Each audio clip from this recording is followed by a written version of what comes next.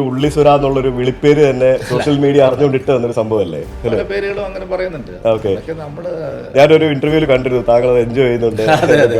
Okay, ഇത്തരം കളിയാക്കലുകളൊന്നും ആളുകളെ സംബന്ധിച്ച് ഓരോ വ്യക്തിയെ കുറിച്ച് ആളുകൾക്ക് അറിയാം. ഓക്കെ, നമ്മളതിന് ഭയപ്പെടേണ്ടതില്ലെന്ന് എനിക്ക് തോന്നുന്നു. ശബരിമലയുടെ പേരിൽ പ്രതിഷേധിച്ച് 21 ദിവസം ജയിലിൽ കിടന്ന വ്യക്തിയല്ലേ തീർച്ചയായിട്ടും അല്ലേ?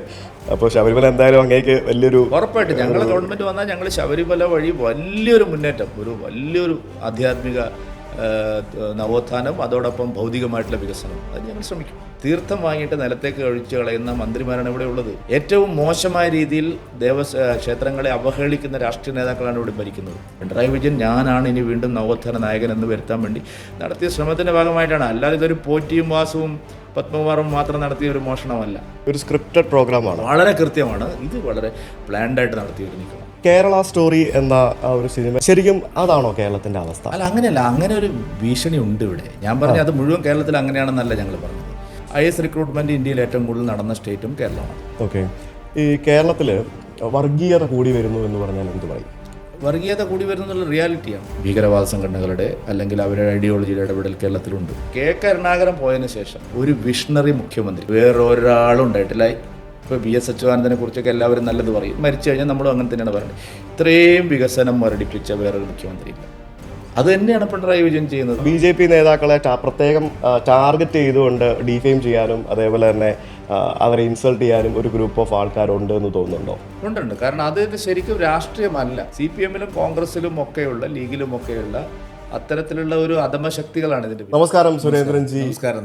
ടു ചാറ്റ് വിത്ത് ഭക്തൻ. ഞാൻ ഈ ഒരു പോഡ്കാസ്റ്റ് തുടങ്ങിയതിന് ശേഷം എല്ലാ പാർട്ടികളിൽ നിന്നുള്ള ആൾക്കാരുമായിട്ടും പോഡ്കാസ്റ്റുകൾ ചെയ്തു. എന്തായാലും BJP പ്രതിനിധാനം ചെയ്ത് എനിക്ക് ലഭിക്കുന്ന ആദ്യത്തെ ഗസ്റ്റ് താങ്കളാണ്. അതുകൊണ്ട് തന്നെ എനിക്ക് ധാരാളം ചോദ്യങ്ങൾ ചോദിക്കാറുണ്ട്. കോഴിക്കോടാണല്ലോ ജനിച്ചത്. അതെ. അപ്പോൾ കോഴിക്കോട് നിന്ന് കാസർഗോഡേക്ക് മാറാനുണ്ടായ കാരണം എന്താണ്? കാസർഗോഡേക്ക് ഞാൻ ശരിക്കും പോകുന്നത്, ഞാൻ വിദ്യാഭ്യാസം പൂർത്തിയാക്കിയതിന് ശേഷം കുറച്ചു കാലം ABVP-യുടെ ഓർഗനൈസിങ് സെക്രട്ടറി ആയിട്ട് പാലക്കാടായിരുന്നു. അത് കഴിഞ്ഞ് ഞാൻ യുവമോർച്ചയിൽ ചുമതലയേറ്റതിന് ശേഷം സംസ്ഥാന സെക്രട്ടറി ആയപ്പോൾ എനിക്ക് ആദ്യം ചാർജായിട്ട് കിട്ടിയ സ്ഥലം കാസർഗോഡാണ്. അങ്ങനെയാണ് ആദ്യമായിട്ട് കാസർഗോഡ് പോകുന്നത്. ഓക്കെ. പക്ഷേ എനിക്ക് അവിടെ കൂടുതൽ അടുത്ത് പ്രവർത്തിക്കാൻ അവസരം കിട്ടിയത് 2001 ശ്രീമാൻ CK പത്മനാഭൻജി അവിടെ നിയമസഭാ തെരഞ്ഞെടുപ്പിൽ മത്സരിച്ച സമയത്ത് അവിടുത്തെ മഞ്ചേശ്വരം മണ്ഡലത്തിൻ്റെ സംഘടനാ ചുമതല എനിക്ക് ലഭിക്കുകയുണ്ടായി. അങ്ങനെ ഞാനൊരു 3-4 മാസം അവിടെ തിരഞ്ഞെടുപ്പിന് നേരത്തെ തന്നെയുള്ള തയ്യാറെടുപ്പുകൾക്കായിട്ട് അവിടെ പോയി. ആ സമയത്താണ് മഞ്ചേശ്വരം, കാസർഗോഡ് മണ്ഡലങ്ങളിൽ പ്രധാനമായിട്ടും പ്രവർത്തകരൊക്കെ ആയിട്ട് നല്ല ബന്ധം ഉണ്ടാകുന്നത്. അത് കഴിഞ്ഞ് 2009 ലോക്സഭാ തെരഞ്ഞെടുപ്പിൽ എനിക്ക് അവിടെ കാസർഗോഡ് ലോക്സഭ MP ടിക്കറ്റിൽ ഞാൻ മത്സരിച്ചു. 2011 ആദ്യമായിട്ട് ഞാൻ നിയമസഭാ തെരഞ്ഞെടുപ്പിൽ അവിടെ മത്സരിക്കും. പിന്നീട് 2016-ലും 2021-ലും ഞാൻ നിയമസഭാ തെരഞ്ഞെടുപ്പിൽ മത്സരിച്ചു. അങ്ങനെയാണ് കാസർഗോഡുമായിട്ടുള്ളൊരു ബന്ധം. അപ്പോൾ ഇനി അടുത്ത നിയമസഭാ തെരഞ്ഞെടുപ്പിലും കാസർഗോഡ് തന്നെ, മഞ്ചേശ്വരത്ത് തന്നെ നിയമസഭ മത്സരിക്കണോ അതല്ല എന്ത് മണ്ഡലം ഏതെന്ന് തീരുമാനമായിട്ടില്ല. ലോക്കൽ ബോഡി ഇലക്ഷൻ കഴിഞ്ഞതിന് ശേഷമേ അത്തരം കാര്യങ്ങളിലേക്ക് പോകുള്ളൂ, തീരുമാനമാവുള്ളൂ. ഓക്കെ. കുടുംബത്തെ പറ്റി പറയുകയാണെങ്കിൽ ഭാര്യ, 2 മക്കള്. മൂത്ത മകൻ RGCB-യിൽ ജോലി ചെയ്യുന്നു. മകള് ഇവിടെ കൊച്ചി MBA-ക്ക് പഠിക്കുന്നു രാജഗിരിയിൽ. ഓക്കെ. പൊതുവേ നമ്മുടെ കേരളത്തിൽ BJP എന്ന് പറഞ്ഞ പാർട്ടിക്ക് ഒരു ഉറപ്പായി വരുന്നതേ ഉള്ളൂ. ഇതുവരെ നിലവിൽ നമുക്കൊരു സ്ട്രെങ്ത് ആയിട്ടില്ല. അപ്പോൾ അങ്ങനെ ഇരിക്കുന്ന സമയത്ത് വിദ്യാർത്ഥി രാഷ്ട്രീയത്തിൽ ABVP തിരഞ്ഞെടുക്കാനുണ്ടായ ആ ഒരു കാരണം എന്തായിരുന്നു? അല്ല, അത് സത്യം പറഞ്ഞാൽ ഞങ്ങളുടേത് വലിയ പൊളിറ്റിക്കൽ ബാക്ക്ഗ്രൗണ്ടുള്ള ഒരു ഫാമിലിയൊന്നും അല്ല. പക്ഷെ അച്ഛനൊക്കെ ജനസംഘത്തുമായിട്ട് ഒരു ആഭിമുഖ്യം ഉണ്ടായിരുന്നു. ഓക്കെ. വീട്ടിലങ്ങനെ ആരും സജീവ രാഷ്ട്രീയ പ്രവർത്തകർ ആ കാലത്ത് ഉണ്ടായിരുന്നില്ല. രാഷ്ട്രീയ പാരമ്പര്യം ഇല്ല, അങ്ങനെ വലിയൊരു രാഷ്ട്രീയ പാരമ്പര്യമുള്ള ഫാമിലി അല്ല എൻ്റെ. ശരി. പക്ഷേ ഞാൻ SSLC അല്ല 8ാം ക്ലാസ് മുതൽ പഠിച്ചത് പാലോറ ഹൈസ്കൂൾ എന്ന് പറയും ഞങ്ങളുടെ നാട്ടിൽ. ഓക്കെ. അപ്പോൾ അവിടെ SFI ആണ് വലിയ സംഘടന. ഓക്കെ. ABVP ഒന്നും ഉണ്ടായിരുന്നില്ല. ഓക്കെ. അപ്പോൾ ആദ്യമായി ഈ മുദ്രാവാക്യം വിളി അതുപോലത്തെ കാര്യങ്ങളിലൊക്കെ വലിയ ഇൻട്രസ്റ്റ് ഉണ്ടായിരുന്നു. അപ്പോൾ ഞാൻ ആദ്യ ദിവസം ചെന്നിട്ട് SFIയുടെ വലിയ ജാഥയാണ്, അതിനകത്ത് കയറി. പക്ഷെ എൻ്റെ നാട്ടിലുണ്ടായിരുന്ന ഒരാൾ, അപ്പോൾ എനിക്ക് ഈ രാഷ്ട്രീയമൊന്നും അധികം അറിയില്ല, നാട്ടിലുണ്ടായിരുന്ന ഒരു ഇപ്പോൾ പിന്നീട് സംഘത്തിലും ബാക്കി കേസരിയിലൊക്കെ ജോലി ചെയ്യുന്നൊരു ആൾ എൻ്റെ അടുത്ത് അന്ന് വൈകുന്നേരം കാണുകയും SFI എന്താണെന്നും കമ്മ്യൂണിസ്റ്റ് പാർട്ടി എന്താണെന്നൊക്കെ അദ്ദേഹം പറയുകയും ചെയ്തു. പിന്നെ ഞങ്ങൾ അവിടെ ABVPയുടെ യൂണിറ്റ് തുടങ്ങി ആദ്യമായിട്ട് ആ കാലത്ത്. പിന്നെ അവിടെ ഇലക്ഷനിലൊക്കെ മത്സരിച്ചു. പിന്നെ SN കോളേജിലാണ് ഞാൻ പ്രീ ഡിഗ്രി ചേളന്നൂർ പഠിക്കുന്നത്. അവിടെ എത്തുമ്പോഴേക്ക് ഞാൻ ABVPയിൽ സജീവമായി. പിന്നെ ഡിഗ്രിക്ക് പഠിക്കുന്നത് ഗുരുവായൂരപ്പൻ കോളേജിലാണ്. അപ്പോഴേക്ക് ഞാൻ BJPയുടെ ABVPയുടെ ജില്ലാ സംസ്ഥാന ചുമതലകളൊക്കെ എനിക്ക് കിട്ടി. ഓക്കെ. അപ്പോൾ അതുകൊണ്ട് അങ്ങനെയാണ് യാദൃശ്ചികമായിട്ടാണ് അങ്ങനെ വിദ്യാർത്ഥി സംഘടനയിൽ എത്തിപ്പെടുന്നത്. ഓക്കെ. സോഷ്യൽ മീഡിയയിൽ ധാരാളം ഇൻസൾട്ട് അല്ലെങ്കിൽ എപ്പോഴും പണ്ട് പോലെ ആളുകൾ ഏറ്റവും കൂടുതൽ കളിയാക്കിക്കൊണ്ടിരിക്കുന്ന ഒരു BJP നേതാവ് താങ്കളാണെന്ന് പറഞ്ഞാൽ നിഷേധിക്കാൻ പറ്റില്ലല്ലോ. അല്ല, അത് ഉണ്ടാവും. കാരണം എന്താ വെച്ച് കഴിഞ്ഞാൽ എല്ലാ വിഷയങ്ങളിലും നമ്മളൊരു അഭിപ്രായം പറയുന്നു എന്നുള്ളതാണ്. കാരണം ഇവിടെ ഒരു പ്രശ്നം എന്താ വെച്ചാൽ ഒരു സൈബർ മാഫിയകളുണ്ട് ഇവിടെ. അപ്പോൾ അതിനകത്ത് ഇപ്പോൾ വേറെ ഒന്നും പറയാനില്ലാത്തത് കൊണ്ട് സാമൂഹ്യ മാധ്യമങ്ങളിൽ ആക്രമിക്കുക എന്നുള്ളതാണ്. പക്ഷെ അതിൻ്റെ പിന്നാലെ പോയാൽ നമുക്ക് സമയം ഉണ്ടാവില്ല. പക്ഷേ എന്നിരുന്നാലും BJP നേതാക്കളെ പ്രത്യേകം ടാർഗറ്റ് ചെയ്തുകൊണ്ട് ഡിഫെയിം ചെയ്യാനും അതേപോലെ തന്നെ അവരെ ഇൻസൾട്ട് ചെയ്യാനും ഒരു ഗ്രൂപ്പ് ഓഫ് ആൾക്കാരുണ്ട് എന്ന് തോന്നുന്നുണ്ടോ? ഉണ്ട്. കാരണം അത് ശരിക്കും രാഷ്ട്രീയമല്ല. അത് ഒരു തരത്തിൽ പറഞ്ഞാൽ ഒരു തരം അധമമായിട്ടുള്ള മറ്റ് ചിന്തകളാണ്. ഇപ്പം ഇതിനകത്ത് ഞാൻ നോക്കുമ്പോൾ ഇതിനകത്തെല്ലാം ഒരു PFI എലിമെൻ്റ് വളരെ ശക്തമാണ്. ഓക്കെ. ആ PFI എലിമെൻ്റ് എല്ലാ പാർട്ടിയിലും ഉണ്ട്. CPM-ലുണ്ട്, കോൺഗ്രസ്സിലുണ്ട്. നിങ്ങൾക്ക് എൻ്റെ സോഷ്യൽ മീഡിയ നോക്കിയാൽ അതിനകത്ത് വരുന്ന കമൻസ് നോക്കിയാൽ അത് എളുപ്പത്തിൽ ആർക്കും മനസ്സിലാവും. CPM-ലും കോൺഗ്രസ്സിലും ഒക്കെയുള്ള ലീഗിലും ഒക്കെയുള്ള അത്തരത്തിലുള്ള ഒരു അധമശക്തികളാണ് ഇതിൻ്റെ പിന്നിലുള്ളത്.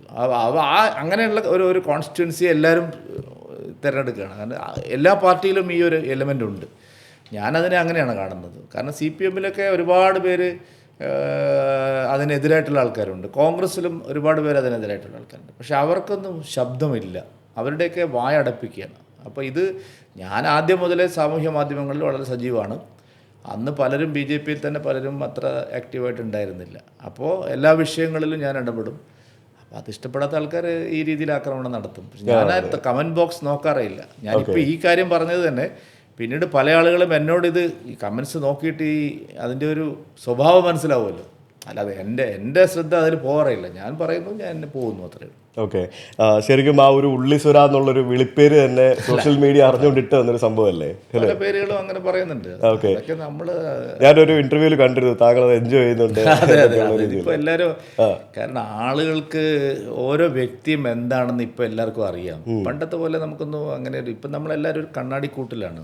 അത്രമാത്രം സാമൂഹ്യ മാധ്യമങ്ങളും പൊതുസമൂഹവും. പണ്ടൊക്കെ ഒരു രാഷ്ട്രീയ നേതാവിനെ കുറിച്ചിട്ടുള്ള സ്വകാര്യ വിവരങ്ങൾ കാര്യങ്ങൾ അറിയണമെങ്കിൽ അന്വേഷണാത്മക പത്രപ്രവർത്തനം നടത്തിയിട്ടൊക്കെ ആൾക്കാരെ അവരെ പിന്നാലെ പോകണം. ഇന്നിപ്പോൾ അങ്ങനെയല്ല. നമ്മളൊക്കെ എല്ലാവർക്കും അറിയാം. അതുകൊണ്ട് ഒന്നും മറച്ചു വെക്കാനില്ല. ഇത്തരം കളിയാക്കലുകളൊന്നും ആളുകളെ സംബന്ധിച്ച് ഓരോ വ്യക്തിയെക്കുറിച്ച് ആളുകൾക്ക് അറിയാം. നമ്മളതിന് ഭയപ്പെടേണ്ടതില്ലെന്ന് എനിക്ക് തോന്നുന്നു. ഓക്കെ. നമ്മുടെ കേന്ദ്രത്തിൽ അല്ലെങ്കിൽ നമ്മളെ ഭാരതം എടുത്ത് നോക്കുകയാണെങ്കിൽ ഭയങ്കര സ്ട്രോങ് ഇൻഫ്ലുവൻസ് ഉള്ള ഇപ്പോൾ കഴിഞ്ഞ 10 വർഷമായിട്ട് ഭരിച്ചുകൊണ്ടിരിക്കുന്ന ഒരു പാർട്ടിയാണ് BJP. ഇത്ര നാളായിട്ടും നമുക്കൊരു കേരളത്തിൽ നമുക്കൊരു പ്രോപ്പർ സ്ട്രെങ്ത് ഉണ്ടാക്കിയെടുക്കാൻ സാധിക്കാത്തത് ഇവിടുത്തെ ആ ഒരു പാർട്ടി നേതൃത്വത്തിൻ്റെ അല്ലെങ്കിൽ ഇത്രയും നാളുണ്ടായ നേതൃത്വത്തിൻ്റെ കഴിവുകേടാണെന്ന് പറഞ്ഞാൽ എന്തായിരിക്കും താങ്കൾ അതിനെ? അങ്ങനെയല്ല, ഓർഗനൈസേഷൻ ശക്തമാണ് കേരളത്തിൽ. BJP മാത്രമല്ല, എൻ്റെ സംഘപരിവാർ മറ്റു പല സംസ്ഥാനങ്ങളെ അപേക്ഷിച്ചും ശക്തമാണ്. പിന്നെ ബഹുജന അടിത്തറയുടെ ഒരു പ്രശ്നം എന്താ വെച്ച് കഴിഞ്ഞാൽ റിലീജിയസ് ഡെമോഗ്രഫി പ്രധാനപ്പെട്ടതാണ്. അതായത് ഇവിടെ ഏതാണ്ട് ഒരു 50% മതന്യൂനപക്ഷങ്ങൾക്കിടയിൽ BJPക്കെതിരായിട്ടുള്ള ശക്തമായിട്ടുള്ള പ്രചാരവേല നടക്കുന്നു.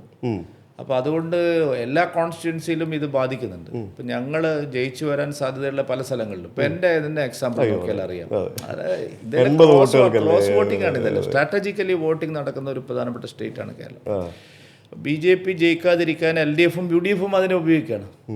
അപ്പോൾ ഇത് എവിടെയൊക്കെ BJPക്ക് ജയിക്കാൻ സാധ്യതയുണ്ടോ അവിടെയെല്ലാം അതിനെ മറികടന്നു. ഞങ്ങളിപ്പോൾ ലോക്സഭാ തെരഞ്ഞെടുപ്പോടുകൂടി അതിനെ ഞങ്ങൾ മറികടന്നു. ഇനിയുള്ള കാലം അതിനപ്പുറത്തേക്ക് ഒരു അക്സെപ്റ്റൻസ് BJP കിട്ടിയിട്ടുണ്ട്. അല്ലാതെ BJPയിൽ ഇപ്പം മോദിയും അമിത്ഷായും തന്നെയാണല്ലോ എല്ലായിടത്തും തെരഞ്ഞെടുപ്പ് നയിക്കുന്നത്. കേരളത്തിലും തെരഞ്ഞെടുപ്പിന് പ്രചാരണത്തിന് അവർ തന്നെയല്ലേ വരുന്നത്. അവരിവിടെ സമയം ഇൻവെസ്റ്റ് ചെയ്യാത്തതുകൊണ്ടല്ലോ. പക്ഷെ എന്നിരുന്നാലും കേന്ദ്ര നേതൃത്വത്തിൻ്റെ ഒരു സപ്പോർട്ടിൽ എവിടെയെങ്കിലും ഒരു കുറവുള്ളതായിട്ട് തോന്നിയിട്ടുണ്ടോ? അവർ ആത്മാർത്ഥമായി ആത്മാർത്ഥമായിട്ട് ശ്രമിക്കുന്നുണ്ട്. സ്റ്റേറ്റ് ആണ് പണ്ട് മുതൽ. ഓക്കെ. കാരണം ഇതൊരു ഐഡിയോളജിക്കലി ക്രിട്ടിക്കൽ സ്റ്റേറ്റ് ആണ്. ഇതിപ്പോ ബാക്കി സംസ്ഥാനങ്ങളെ പോലെ അല്ല. ഓക്കെ. ഇവിടെ ആശയപരമായിട്ടുള്ള ഒരു പ്രശ്നമുണ്ട്. അപ്പൊ അതിനെ മറികടക്കുക എന്നുള്ളത് ഒരു ചെറിയ ടാസ്ക് അല്ല. അപ്പൊ അതിലേക്ക് നമ്മൾ എത്തുകയാണ് ഇപ്പോൾ. ഈ ലോക്കൽ ബോഡി കഴിയുമ്പോൾ, അടുത്ത നിയമസഭാ തെരഞ്ഞെടുപ്പ് കഴിയുമ്പോൾ അത് പിന്നെ മാറും, ഒരു സംശയമില്ല. ഓക്കെ. വരുന്ന പ്രാദേശിക തെരഞ്ഞെടുപ്പിൽ എന്താണ് മുന്നിൽ കാണുന്നത്? നല്ല റിസൾട്ട് ഉണ്ടാവും ഇത്തവണ. കാരണം വെച്ചാൽ കഴിഞ്ഞ തവണ തന്നെ ഞങ്ങൾ ഞാൻ പറഞ്ഞല്ലോ, ഈ കഴിഞ്ഞ തവണ ഞങ്ങൾക്ക് 1640 സീറ്റുകൾ ഞങ്ങൾ ജയിച്ചിട്ടുണ്ടായി, ലോക്കൽ ബോഡി എല്ലാം ടോട്ടൽ നോക്കിയാൽ. പക്ഷേ ആ സമയത്ത് ഞങ്ങൾ 3000-ഓളം സീറ്റുകളിൽ ഞങ്ങൾ തൊട്ടടുത്ത് 2ാം സ്ഥാനത്താണ്. അവിടെ എല്ലാം പരാജയപ്പെട്ടത് ഈ സ്ട്രാറ്റജിക്കൽ വോട്ടിംഗ്. ലോക്കൽ ബോഡിയിൽ അങ്ങനെ എളുപ്പം സാധിക്കും, ഒരു 10-50 വോട്ട് മറിഞ്ഞു കഴിഞ്ഞാൽ. അപ്പോൾ അതിന് നല്ല ശ്രമം ഉണ്ടായി. പക്ഷേ പല സ്ഥലങ്ങളിലും ഇപ്പോൾ അതിനെ അതിജീവിക്കാൻ കഴിയുന്ന തരത്തിലുള്ള ഒരു ജനമുന്നേറ്റം ഉണ്ടായിട്ടുണ്ട്. അപ്പോൾ അതുകൊണ്ട് കഴിഞ്ഞ ലോക്സഭാ തെരഞ്ഞെടുപ്പിന് ശേഷം വലിയ മാറ്റമാണ് കേരളത്തിലുണ്ടായിരിക്കുന്നത്. അപ്പോൾ അതിൻ്റെ സ്വാഭാവികമായിട്ടുള്ള പ്രതിഫലനമുണ്ട്. മാത്രമല്ല, ഇപ്പോൾ ഡെവലപ്മെൻറ്റിൻ്റെ ആസ്പെക്റ്റിൽ നോക്കുമ്പോൾ മോദി സർക്കാർ 12 വർഷമായിട്ടിരിക്കുന്നു. അപ്പോൾ എല്ലാ സ്റ്റേറ്റിലും ധാരാളം കാര്യങ്ങൾ നടന്നിരിക്കുന്നു. കേരളത്തിൽ ഇവിടുത്തെ ഗവൺമെൻറ്റും ഇവിടുത്തെ തദ്ദേശ സ്ഥാപനങ്ങളും ഈ പോപ്പുലർ മോദി സ്കീമുകളെല്ലാം ഇംപ്ലിമെന്റ് ചെയ്യുന്നതിൽ ദയനീയമായ പരാജയമാണ്. അപ്പോൾ അതിന്റെ റീസൺ എന്തായിരിക്കും? അവർക്ക് ചെയ്യാൻ താല്പര്യമില്ലാത്തതുകൊണ്ടാണ്. 2 കാരണങ്ങളുണ്ടാവും. ഒന്ന്, സർക്കാർ നേരിട്ട് നടത്തുന്ന പ്രൊജക്റ്റുകളുണ്ട്. ഇപ്പം മോദി സർക്കാർ ഡയറക്റ്റായിട്ട് ജനങ്ങൾക്ക് നൽകുന്ന പദ്ധതികളെല്ലാം കേരളത്തിൽ വിജയമാണ്. ഉദാഹരണത്തിന് അന്നയോജന, പാവപ്പെട്ടവർക്കെല്ലാം ഭക്ഷ്യധാന്യങ്ങൾ കൊടുക്കുന്നു. അതിന് യാതൊരു ലീക്കേജ് ഇല്ല, കറപ്ഷൻ ഇല്ല, കൃത്യമായി സമയബന്ധിതമായിട്ട് ആൾക്കാർ കിട്ടുന്നു. കിസാൻ സമ്മാൻ നിധി, ഞാൻ എക്സാമ്പിൾ പറഞ്ഞു. കിസാൻ സമ്മാൻ നിധിക്ക് ഒരു തടസ്സവും ഇല്ല. അത് എത്ര ബെനിഫിഷ്യറീസ് ഉണ്ടോ അത്രയും ആൾക്കാർക്ക് ഒരൊറ്റ ബട്ടണിൽ സാധനം നേരിട്ട് ബാങ്ക് അക്കൗണ്ടിൽ എത്തുകയാണ്. ഇപ്പോൾ പ്രധാനമന്ത്രി സഡക് യോജന, അത് സെൻട്രൽ ഗവൺമെൻറ് നേരിട്ട് നടത്തുന്നത്. അപ്പോൾ അത് 2600 കിലോമീറ്റർ റോഡ് ഇപ്പോൾ ഇവിടെ പണിത് കഴിഞ്ഞു. ഇനി സെൻട്രലും സ്റ്റേറ്റും ചേർന്ന് നടപ്പാക്കുന്ന പ്രോജക്റ്റുകളുണ്ട്. അത് മുഴുവൻ ഇവിടെ പരാജയം. ഇപ്പോൾ ഉദാഹരണത്തിന് ജൽജീവൻ മിഷൻ. ജൽജീവൻ മിഷൻ എന്ന് പറഞ്ഞാൽ അടിസ്ഥാനപരമായിട്ട് ഏറ്റവും വലിയൊരു കുടിവെള്ളത്തിൻ്റെ പ്രശ്നം എന്ന് പറഞ്ഞാൽ അതാണ് ഏറ്റവും പ്രധാനപ്പെട്ട ഒരു വിഷയം. നമ്മൾ അത് പരിഹരിക്കാൻ 7600 കോടി രൂപ സെൻട്രൽ ഗവൺമെൻറ് നൽകി. 50-50 ആണ്. 50% ഇവർ മാറ്റി വെക്കണം, ഇവരെ കയ്യിൽ കാശില്ല. അപ്പോൾ എന്തായി, 29 ലക്ഷം വീടുകളിൽ ഇപ്പോൾ പൈപ്പ് ലൈൻ വഴി വെള്ളം എത്തി. ശരിക്കും ഒരു 60 ലക്ഷം വീടുകളിൽ എത്തേണ്ട ടൈം കഴിഞ്ഞു. അപ്പോൾ അതിന് കാരണം സ്റ്റേറ്റ് ഗവൺമെൻറ്റാണ്. PM ആയുഷ്മാൻ, അത് സത്യത്തിൽ ഈ സ്റ്റേറ്റ് ഗവൺമെൻറ്റുകളെല്ലാം ഇത്തരം പോപ്പുലർ പ്രോജക്റ്റുകൾ ഞങ്ങളുമായിട്ട് സഹകരിച്ച് പോകണം എന്നുള്ളത് അവരുടെ ഡിമാൻഡാണ്. അപ്പോൾ അവർ ശരിക്കും മറ്റ് സംസ്ഥാനങ്ങളൊക്കെ അതിൽ ഇൻവെസ്റ്റ് ചെയ്യുന്നു, കേരളത്തിൽ ഇൻവെസ്റ്റ്മെൻ്റ് ഇല്ല. ആയുഷ്മാൻ പരാജയപ്പെടുന്നത് എന്തുകൊണ്ടാണ്? സംസ്ഥാന ഗവൺമെൻറ് പണമല്ല. ഇപ്പോൾ PM വയോവന്ദൻ യോജനയുണ്ട്, സപ്ലിമെൻ്ററി പ്രോജക്റ്റ്. 70 വയസ്സ് കഴിഞ്ഞ ആൾക്കാർക്ക് എല്ലാം ഒരു ദാരിദ്ര്യക്ക് താഴെയാണെന്ന് നോക്കാതെ കൊടുക്കുന്നത്. ഇവരെ ഒപ്പുവെച്ചിട്ടേ ഇല്ല, ഇവരുടെ കയ്യിൽ പണമില്ല. ഇതുപോലെ ധാരാളം പ്രോജക്റ്റുകൾ പരാജയപ്പെടുകയാണ് കേരളത്തിൽ ജനങ്ങളെ. അതിന് കാരണം സ്റ്റേറ്റ് ഗവൺമെൻറ്റാണ്, സെൻട്രൽ ഗവൺമെൻറ് അല്ല. സെൻട്രൽ ഡയറക്റ്റ് നടത്തുന്ന എല്ലാം വിജയമാണ് കേരളത്തിൽ. ഇപ്പം മുദ്ര വായ്പ ഒരു തടസ്സമില്ല, എത്ര പേർക്ക് വേണമെങ്കിൽ കിട്ടും. നമ്പർ 1, ഇന്ത്യ നമ്പർ 1 തന്നെ മലപ്പുറമാണ്. അതുപോലത്തെ സ്കീമുകളെല്ലാം ഡയറക്റ്റ് ബെനിഫിഷ്യറീസിന് മോദി കൊടുക്കുന്നതെല്ലാം, കേന്ദ്രം കൊടുക്കുന്നതെല്ലാം എത്തുന്നു. സ്റ്റേറ്റുമായി ചേർന്ന് നടത്താമാകുന്ന എല്ലാം പരാജയമാണ്. ഇപ്പോൾ NHM-ന് പണം കൊടുക്കുന്നു, പക്ഷേ ഇംപ്ലിമെൻറ്റിംഗ് ഏജൻസി സ്റ്റേറ്റാണ്. ഇപ്പോൾ നമ്മൾ പ്രാഥമിക ആരോഗ്യ കേന്ദ്രം മുതൽ മെഡിക്കൽ കോളേജ് വരെ ചെന്ന് നോക്കിയാൽ അവിടെ മരുന്നിനുള്ള പൈസ, സർജിക്കൽ ഉപകരണങ്ങൾ, ലബോറട്ടറി ടെസ്റ്റുകൾ, ഡോക്ടർമാരുടെ ശമ്പളം, ഹെൽത്ത് വർക്കേഴ്സിൻ്റെ സാലറി എല്ലാം NHM-ൻ്റെ പണമാണ്. ഇവരുടെ കയ്യിലൊരു പണമില്ല. അപ്പോൾ ഇത് കേരളത്തിൻ്റെ സമ്പദ്ഘടനയിലെ പ്രശ്നങ്ങൾ വലിയ, പിന്നെ ഇംപ്ലിമെൻറ്റേഷനിൽ വലിയ പരാജയം. ഇപ്പോൾ സ്മാർട്ട് സിറ്റി, ഇപ്പോൾ example Thiruvananthapuram Kochi corporation smart city നമ്മൾ കൊടുത്തിട്ടുണ്ട്. 700 കോടി രൂപയാണ് 2 കോർപ്പറേഷൻ. ഈ സ്മാർട്ട് സിറ്റി ഇംപ്ലിമെൻറ്റ് ചെയ്യുന്നത് ഇവിടെയല്ലേ? വലിയ വീഴ്ചയാണ് ഉണ്ടായിരിക്കുന്നത്. തിരുവനന്തപുരത്തും വലിയ വീഴ്ചയാണ്, അതുപോലെ തന്നെ കൊച്ചിയിലും വലിയ വീഴ്ച. ഇപ്പോൾ അമൃത് നഗരം, ഏതാണ്ട് എല്ലാ മുനിസിപ്പാലിറ്റിക്കും അമൃത് നഗരം കിട്ടി. അമൃത് നഗരത്തിന് കാശ് വരുന്നു, പക്ഷേ ഇവിടെ ഇംപ്ലിമെൻറ്റ് ചെയ്യുന്നതിൽ ദയനീയമായ പരാജയമാണ്. പ്രസാദം പദ്ധതി, ഇപ്പോൾ ഗുരുവായൂരടക്കം പല നഗരങ്ങളിലും പ്രസാദം പദ്ധതിയുണ്ട്. 200 കോടി അവർക്ക് കിട്ടി, പക്ഷെ ഒന്നും നടക്കുന്നില്ല. ശബരിമലയ്ക്ക് 120 കോടി കൊടുത്തു ഇംപ്ലിമെൻറ്റേഷൻ. അപ്പോൾ ഈ സെൻട്രൽ ഗവൺമെൻറ് പണം കൊടുക്കാത്തതുകൊണ്ടല്ല, ഇവിടുത്തെ രാഷ്ട്രീയമാണ് പ്രശ്നം. ഇവിടെ ലോക്കൽ ബോഡിയിലെ ഭരണത്തിലും എല്ലാം അഴിമതിയും കെടുകാര്യസ്ഥതയുമാണ്. ഇംപ്ലിമെൻറ്റേഷൻ ദയനീയമായ പരാജയമാണ്. ഇത് ഞങ്ങൾ നന്നായിട്ട് ഹൈലൈറ്റ് ചെയ്യുന്നുണ്ട്, ജനങ്ങൾക്കത് ബോധ്യമാവുന്നുണ്ട്. അടുത്ത ഒരു 10 വർഷത്തേക്ക് നോക്കുകയാണെങ്കിൽ താങ്കളുടെ കാഴ്ചപ്പാടിൽ കേരളത്തിൽ പ്രധാനമായിട്ടും വരേണ്ട മാറ്റങ്ങൾ എന്തൊക്കെയാണ്? ഒന്നാമത്തെ കേരളത്തിൻ്റെ ഏറ്റവും വലിയ പ്രശ്നം എന്താണെന്ന് വെച്ച് കഴിഞ്ഞാൽ, കേരളം പുരോഗമനപരമായ ഒരു നടപടിയെയും അംഗീകരിക്കുന്നില്ല. അത് കേരളത്തിൻ്റെ പ്രശ്നമാണോ അതോ LDF പാർട്ടിയുടെ പ്രശ്നമാണോ? അല്ല, 2 മുന്നണികൾ ഏതാണ്ട്. PM ശ്രീ എക്സാമ്പിൾ, PM-ശ്രീയെ പോലെ ഇപ്പോൾ നമുക്ക് എല്ലാവർക്കും അറിയാമല്ലോ, കേരളത്തിലെ സർക്കാർ സ്കൂളുകളും എയ്ഡഡ് സ്കൂളുകളും നേരിടുന്ന വലിയൊരു പ്രതിസന്ധിയുണ്ട്. ഇപ്പോൾ ഹെഡ് മാസ്റ്റർമാരാവാൻ ആളില്ല, എച്ച്എം സ്ഥാനം എടുക്കാൻ തയ്യാറാവുന്നില്ല ആൾക്കാർ. ഹെഡ് മാസ്റ്ററായിട്ട് സ്ഥാനം എടുത്തു കഴിഞ്ഞാൽ അവർക്ക് ഉച്ചക്കഞ്ഞിയുടെ പ്രശ്നം, വിറക് വാങ്ങാൻ പോകണോ, അരി വാങ്ങാൻ പോകണോ, എല്ലാം ഭയങ്കര പ്രശ്നമാണ്. ഇവർ പൈസ ഇല്ല.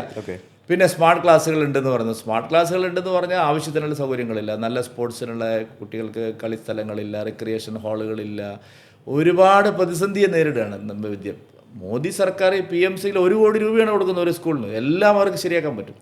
ഇവർ പോയി ഒപ്പിട്ട് തലയിൽ കൊണ്ടിട്ട് ഒരാഴ്ച കഴിഞ്ഞ് ജമാഅത്തെ ഇസ്ലാമിയും PDP-യും SDP, CPI എല്ലാം പറഞ്ഞതോടുകൂടി ഇവർ പിന്നെ വീണ്ടും പിന്മാറി. നോക്കൂ, കേരളത്തിലെ 700 സ്കൂളുകളിൽ 1 കോടി രൂപയുടെ ഇൻഫ്രാസ്ട്രക്ചറിന് മാത്രം. ഇപ്പോൾ ആ ഉസ്മാൻ സ്കൂളിലെ ഒരു പ്രധാന അധ്യാപകൻ പറയുന്നുണ്ട്, ഏതൊരു ചാനലിൽ വന്നിരുന്നതിൻ്റെ, എത്രമാത്രം അവർ ആ സ്കൂളിനെ മികച്ചതാക്കി. ഒരു തടസ്സമില്ല, നല്ല ഉച്ചഭക്ഷണം കൊടുക്കുന്നു, നല്ല സ്മാർട്ട് ക്ലാസ്സുകളായി, റിക്രിയേഷൻ ക്ലബ്ബുകളായി, മൈതാനങ്ങൾ നന്നായി, ആയയ്ക്ക് ശമ്പളം കൊടുത്തു, എല്ലാ രീതിയിലും പോയിട്ട് 55 ലക്ഷം രൂപ ചിലവായിട്ടുണ്ട്. ബാക്കി 45 ലക്ഷം രൂപ അവരുടെ ബാങ്ക് അക്കൗണ്ടിലുണ്ട്. ഇത്രയും നല്ലൊരു പ്രോജക്റ്റിനെ കേരളം അംഗീകരിക്കുന്നില്ല. നമ്മൾ പറയട്ടെ, ഇപ്പോൾ യൂണിവേഴ്സിറ്റികളിലൊക്കെ അവസ്ഥ എന്താ? നമ്മുടെ റെഗുലർ കോളേജുകളിലും കുട്ടികളില്ല. എന്താ കാരണം? ഇവിടുത്തെ വിദ്യാഭ്യാസ സമ്പ്രദായം, ഉന്നത വിദ്യാഭ്യാസം പരാജയപ്പെട്ടു. 25 കൊല്ലം മുമ്പ് TP ശ്രീനിവാസൻ സാർ പറഞ്ഞു ഫോറിൻ യൂണിവേഴ്സിറ്റികളുടെ ഓഫ് ക്യാമ്പസുകളോട്, അന്ന് അയാളെ അടിച്ചിട്ടു SFIക്കാർ. ഇപ്പോൾ പറയുകയാണ്, ഇത് 25 കൊല്ലം കഴിഞ്ഞിട്ട് പറയുകയാണ് ആര് ഇനിയിപ്പോൾ ആവാന്നുള്ളത്. നോക്കൂ എത്ര പോയി നമ്മൾ. പിന്നെ IT നമ്മളെ ഹൈദരാബാദിനേക്കാളും ബാംഗ്ലൂരിനേക്കാളും മുമ്പ് തുടങ്ങിയവരാ. അറിയാലോ, ടെക്നോ പാർക്കും സ്മാർട്ട് സിറ്റിയൊക്കെ നമ്മളാണ് ഏറ്റവും മുമ്പിലുണ്ടായിരുന്നത്. നമ്മൾ അവരെയൊക്കെ പിന്നിൽ പോയി എന്ന് പറഞ്ഞാൽ കേരളം പുരോഗമനപരമായ എല്ലാത്തിനും. ഇപ്പോൾ ഉദാഹരണത്തിന് ഡിജിറ്റലൈസേഷൻ മോദി കൊണ്ടുവന്നു, എല്ലാവരും എതിർത്തോ, മീൻ കണക്കാരനും പാവപ്പെട്ടവർക്കും എന്ത് ചെയ്യുമെന്നാണ് ചോദിച്ചു. ഇപ്പോൾ ഡിജിറ്റലൈസേഷൻ്റെ സ്ഥിതി എന്താണ്? അതായത് അഡ്വാൻസ്ഡ് ആയിട്ട് സമൂഹത്തിന് പ്രയോജനം കിട്ടുന്ന പല കാര്യങ്ങളിലും ദശകങ്ങളുടെ കാലതാമസമാണ് കേരളത്തിലുണ്ടാകുന്നത്. ഇപ്പം നാഷണൽ ഹൈവേ വികസനം, ഞാനൊരു എക്സാമ്പിൾ പറയാം. എക്സെപ്റ്റ് BJP, ഇവിടുത്തെ എല്ലാ പാർട്ടികളും 30 മീറ്റർ വേണമെന്ന് പറഞ്ഞ് എഴുതി കൊടുത്തവരാണ്. മതിയെന്ന് 30 മീറ്റർ മതിയെന്ന് അറിയാമല്ലോ, നിങ്ങൾക്ക് ഓർമ്മയുണ്ട്?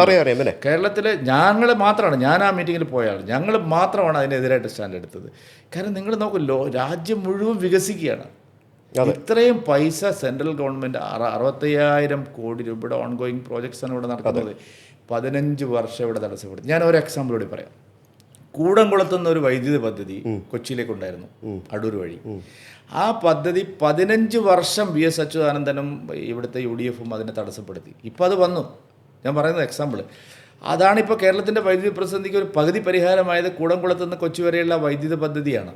അതിനെ 15 വർഷം തടസ്സപ്പെടുത്തി. ഇതുപോലത്തെ നിരവധി കാര്യങ്ങൾ കേരളത്തിലുണ്ട്. അതായത് കേരളം അന്ധമായ ആവശ്യമില്ലാത്ത ഒരു പ്രത്യയശാസ്ത്ര ദാർഢ്യത്തിൻ്റെ മുകളിൽ ജനങ്ങളുടെ വികസനം മുരടിപ്പിക്കുകയാണ്.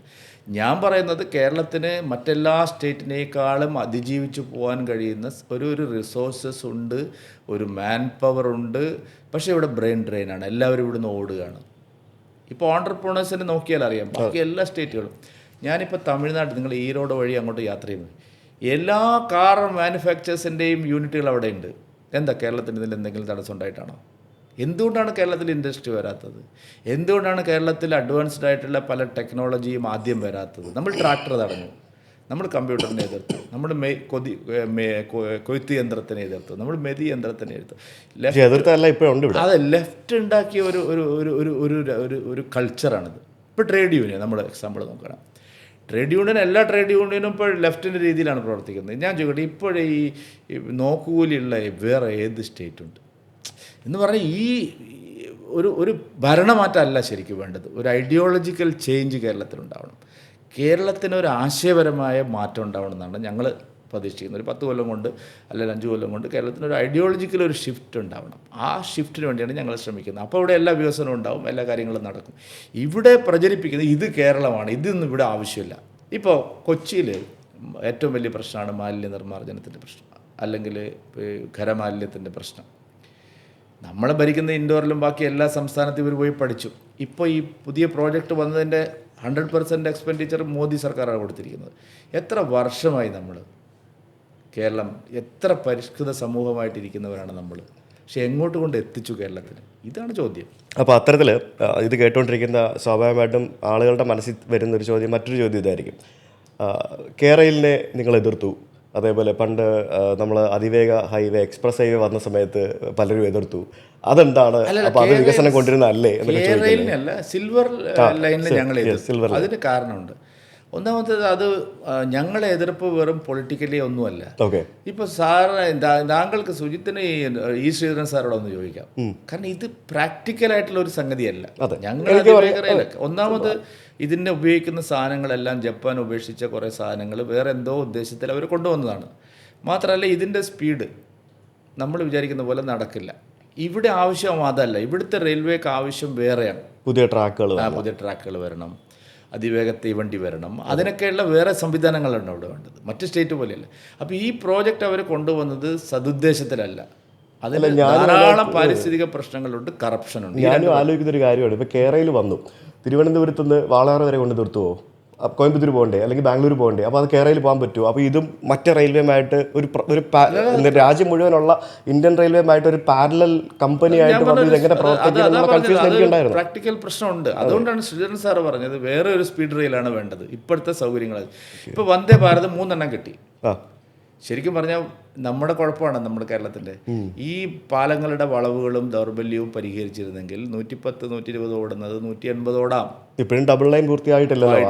ഞാൻ പറഞ്ഞത് സെൻട്രൽ ഗവൺമെൻറ് പണം കൊടുക്കാത്തതുകൊണ്ടല്ല. കഴിഞ്ഞ 10 വർഷത്തിനിടയിൽ 3000-4000 കോടിയാണ് വർഷം വരുന്നത്. നേരത്തെ 300-400 കോടിയായിരുന്നു. 10 ഇരട്ടിയാണ് പ്രതിവർഷം റെയിൽവേ കേരളത്തിന് വേണ്ടി മാറ്റിവെക്കുന്നത്. അപ്പോൾ ഈ വികസന പ്രവർത്തനങ്ങളെ സപ്പോർട്ട് ചെയ്ത് ഇതിനെ അനുകൂലിച്ചാൽ അതിന്റെ ക്രെഡിറ്റ് BJP കൊണ്ടുപോകും എന്നുള്ളതുകൊണ്ടാണോ ഇവർ ഇതിനെ എതിർക്കുന്നത്? ഞാൻ പറഞ്ഞില്ല, ഇവിടെ എപ്പോഴും ഈ ചട്ടപ്പടി ഈ പിന്നെ എന്താ പറയുക, നമ്മുടെ സ്റ്റേറ്റ് ഇപ്പോഴും മാറിയിട്ടില്ല. മുഖ്യമന്ത്രി ഞാൻ ഈ സർക്കാർ വന്ന് 2ാം സർക്കാർ വന്നു പറഞ്ഞു ഓരോ ഫയലും ഓരോ ജീവിതമാണ്.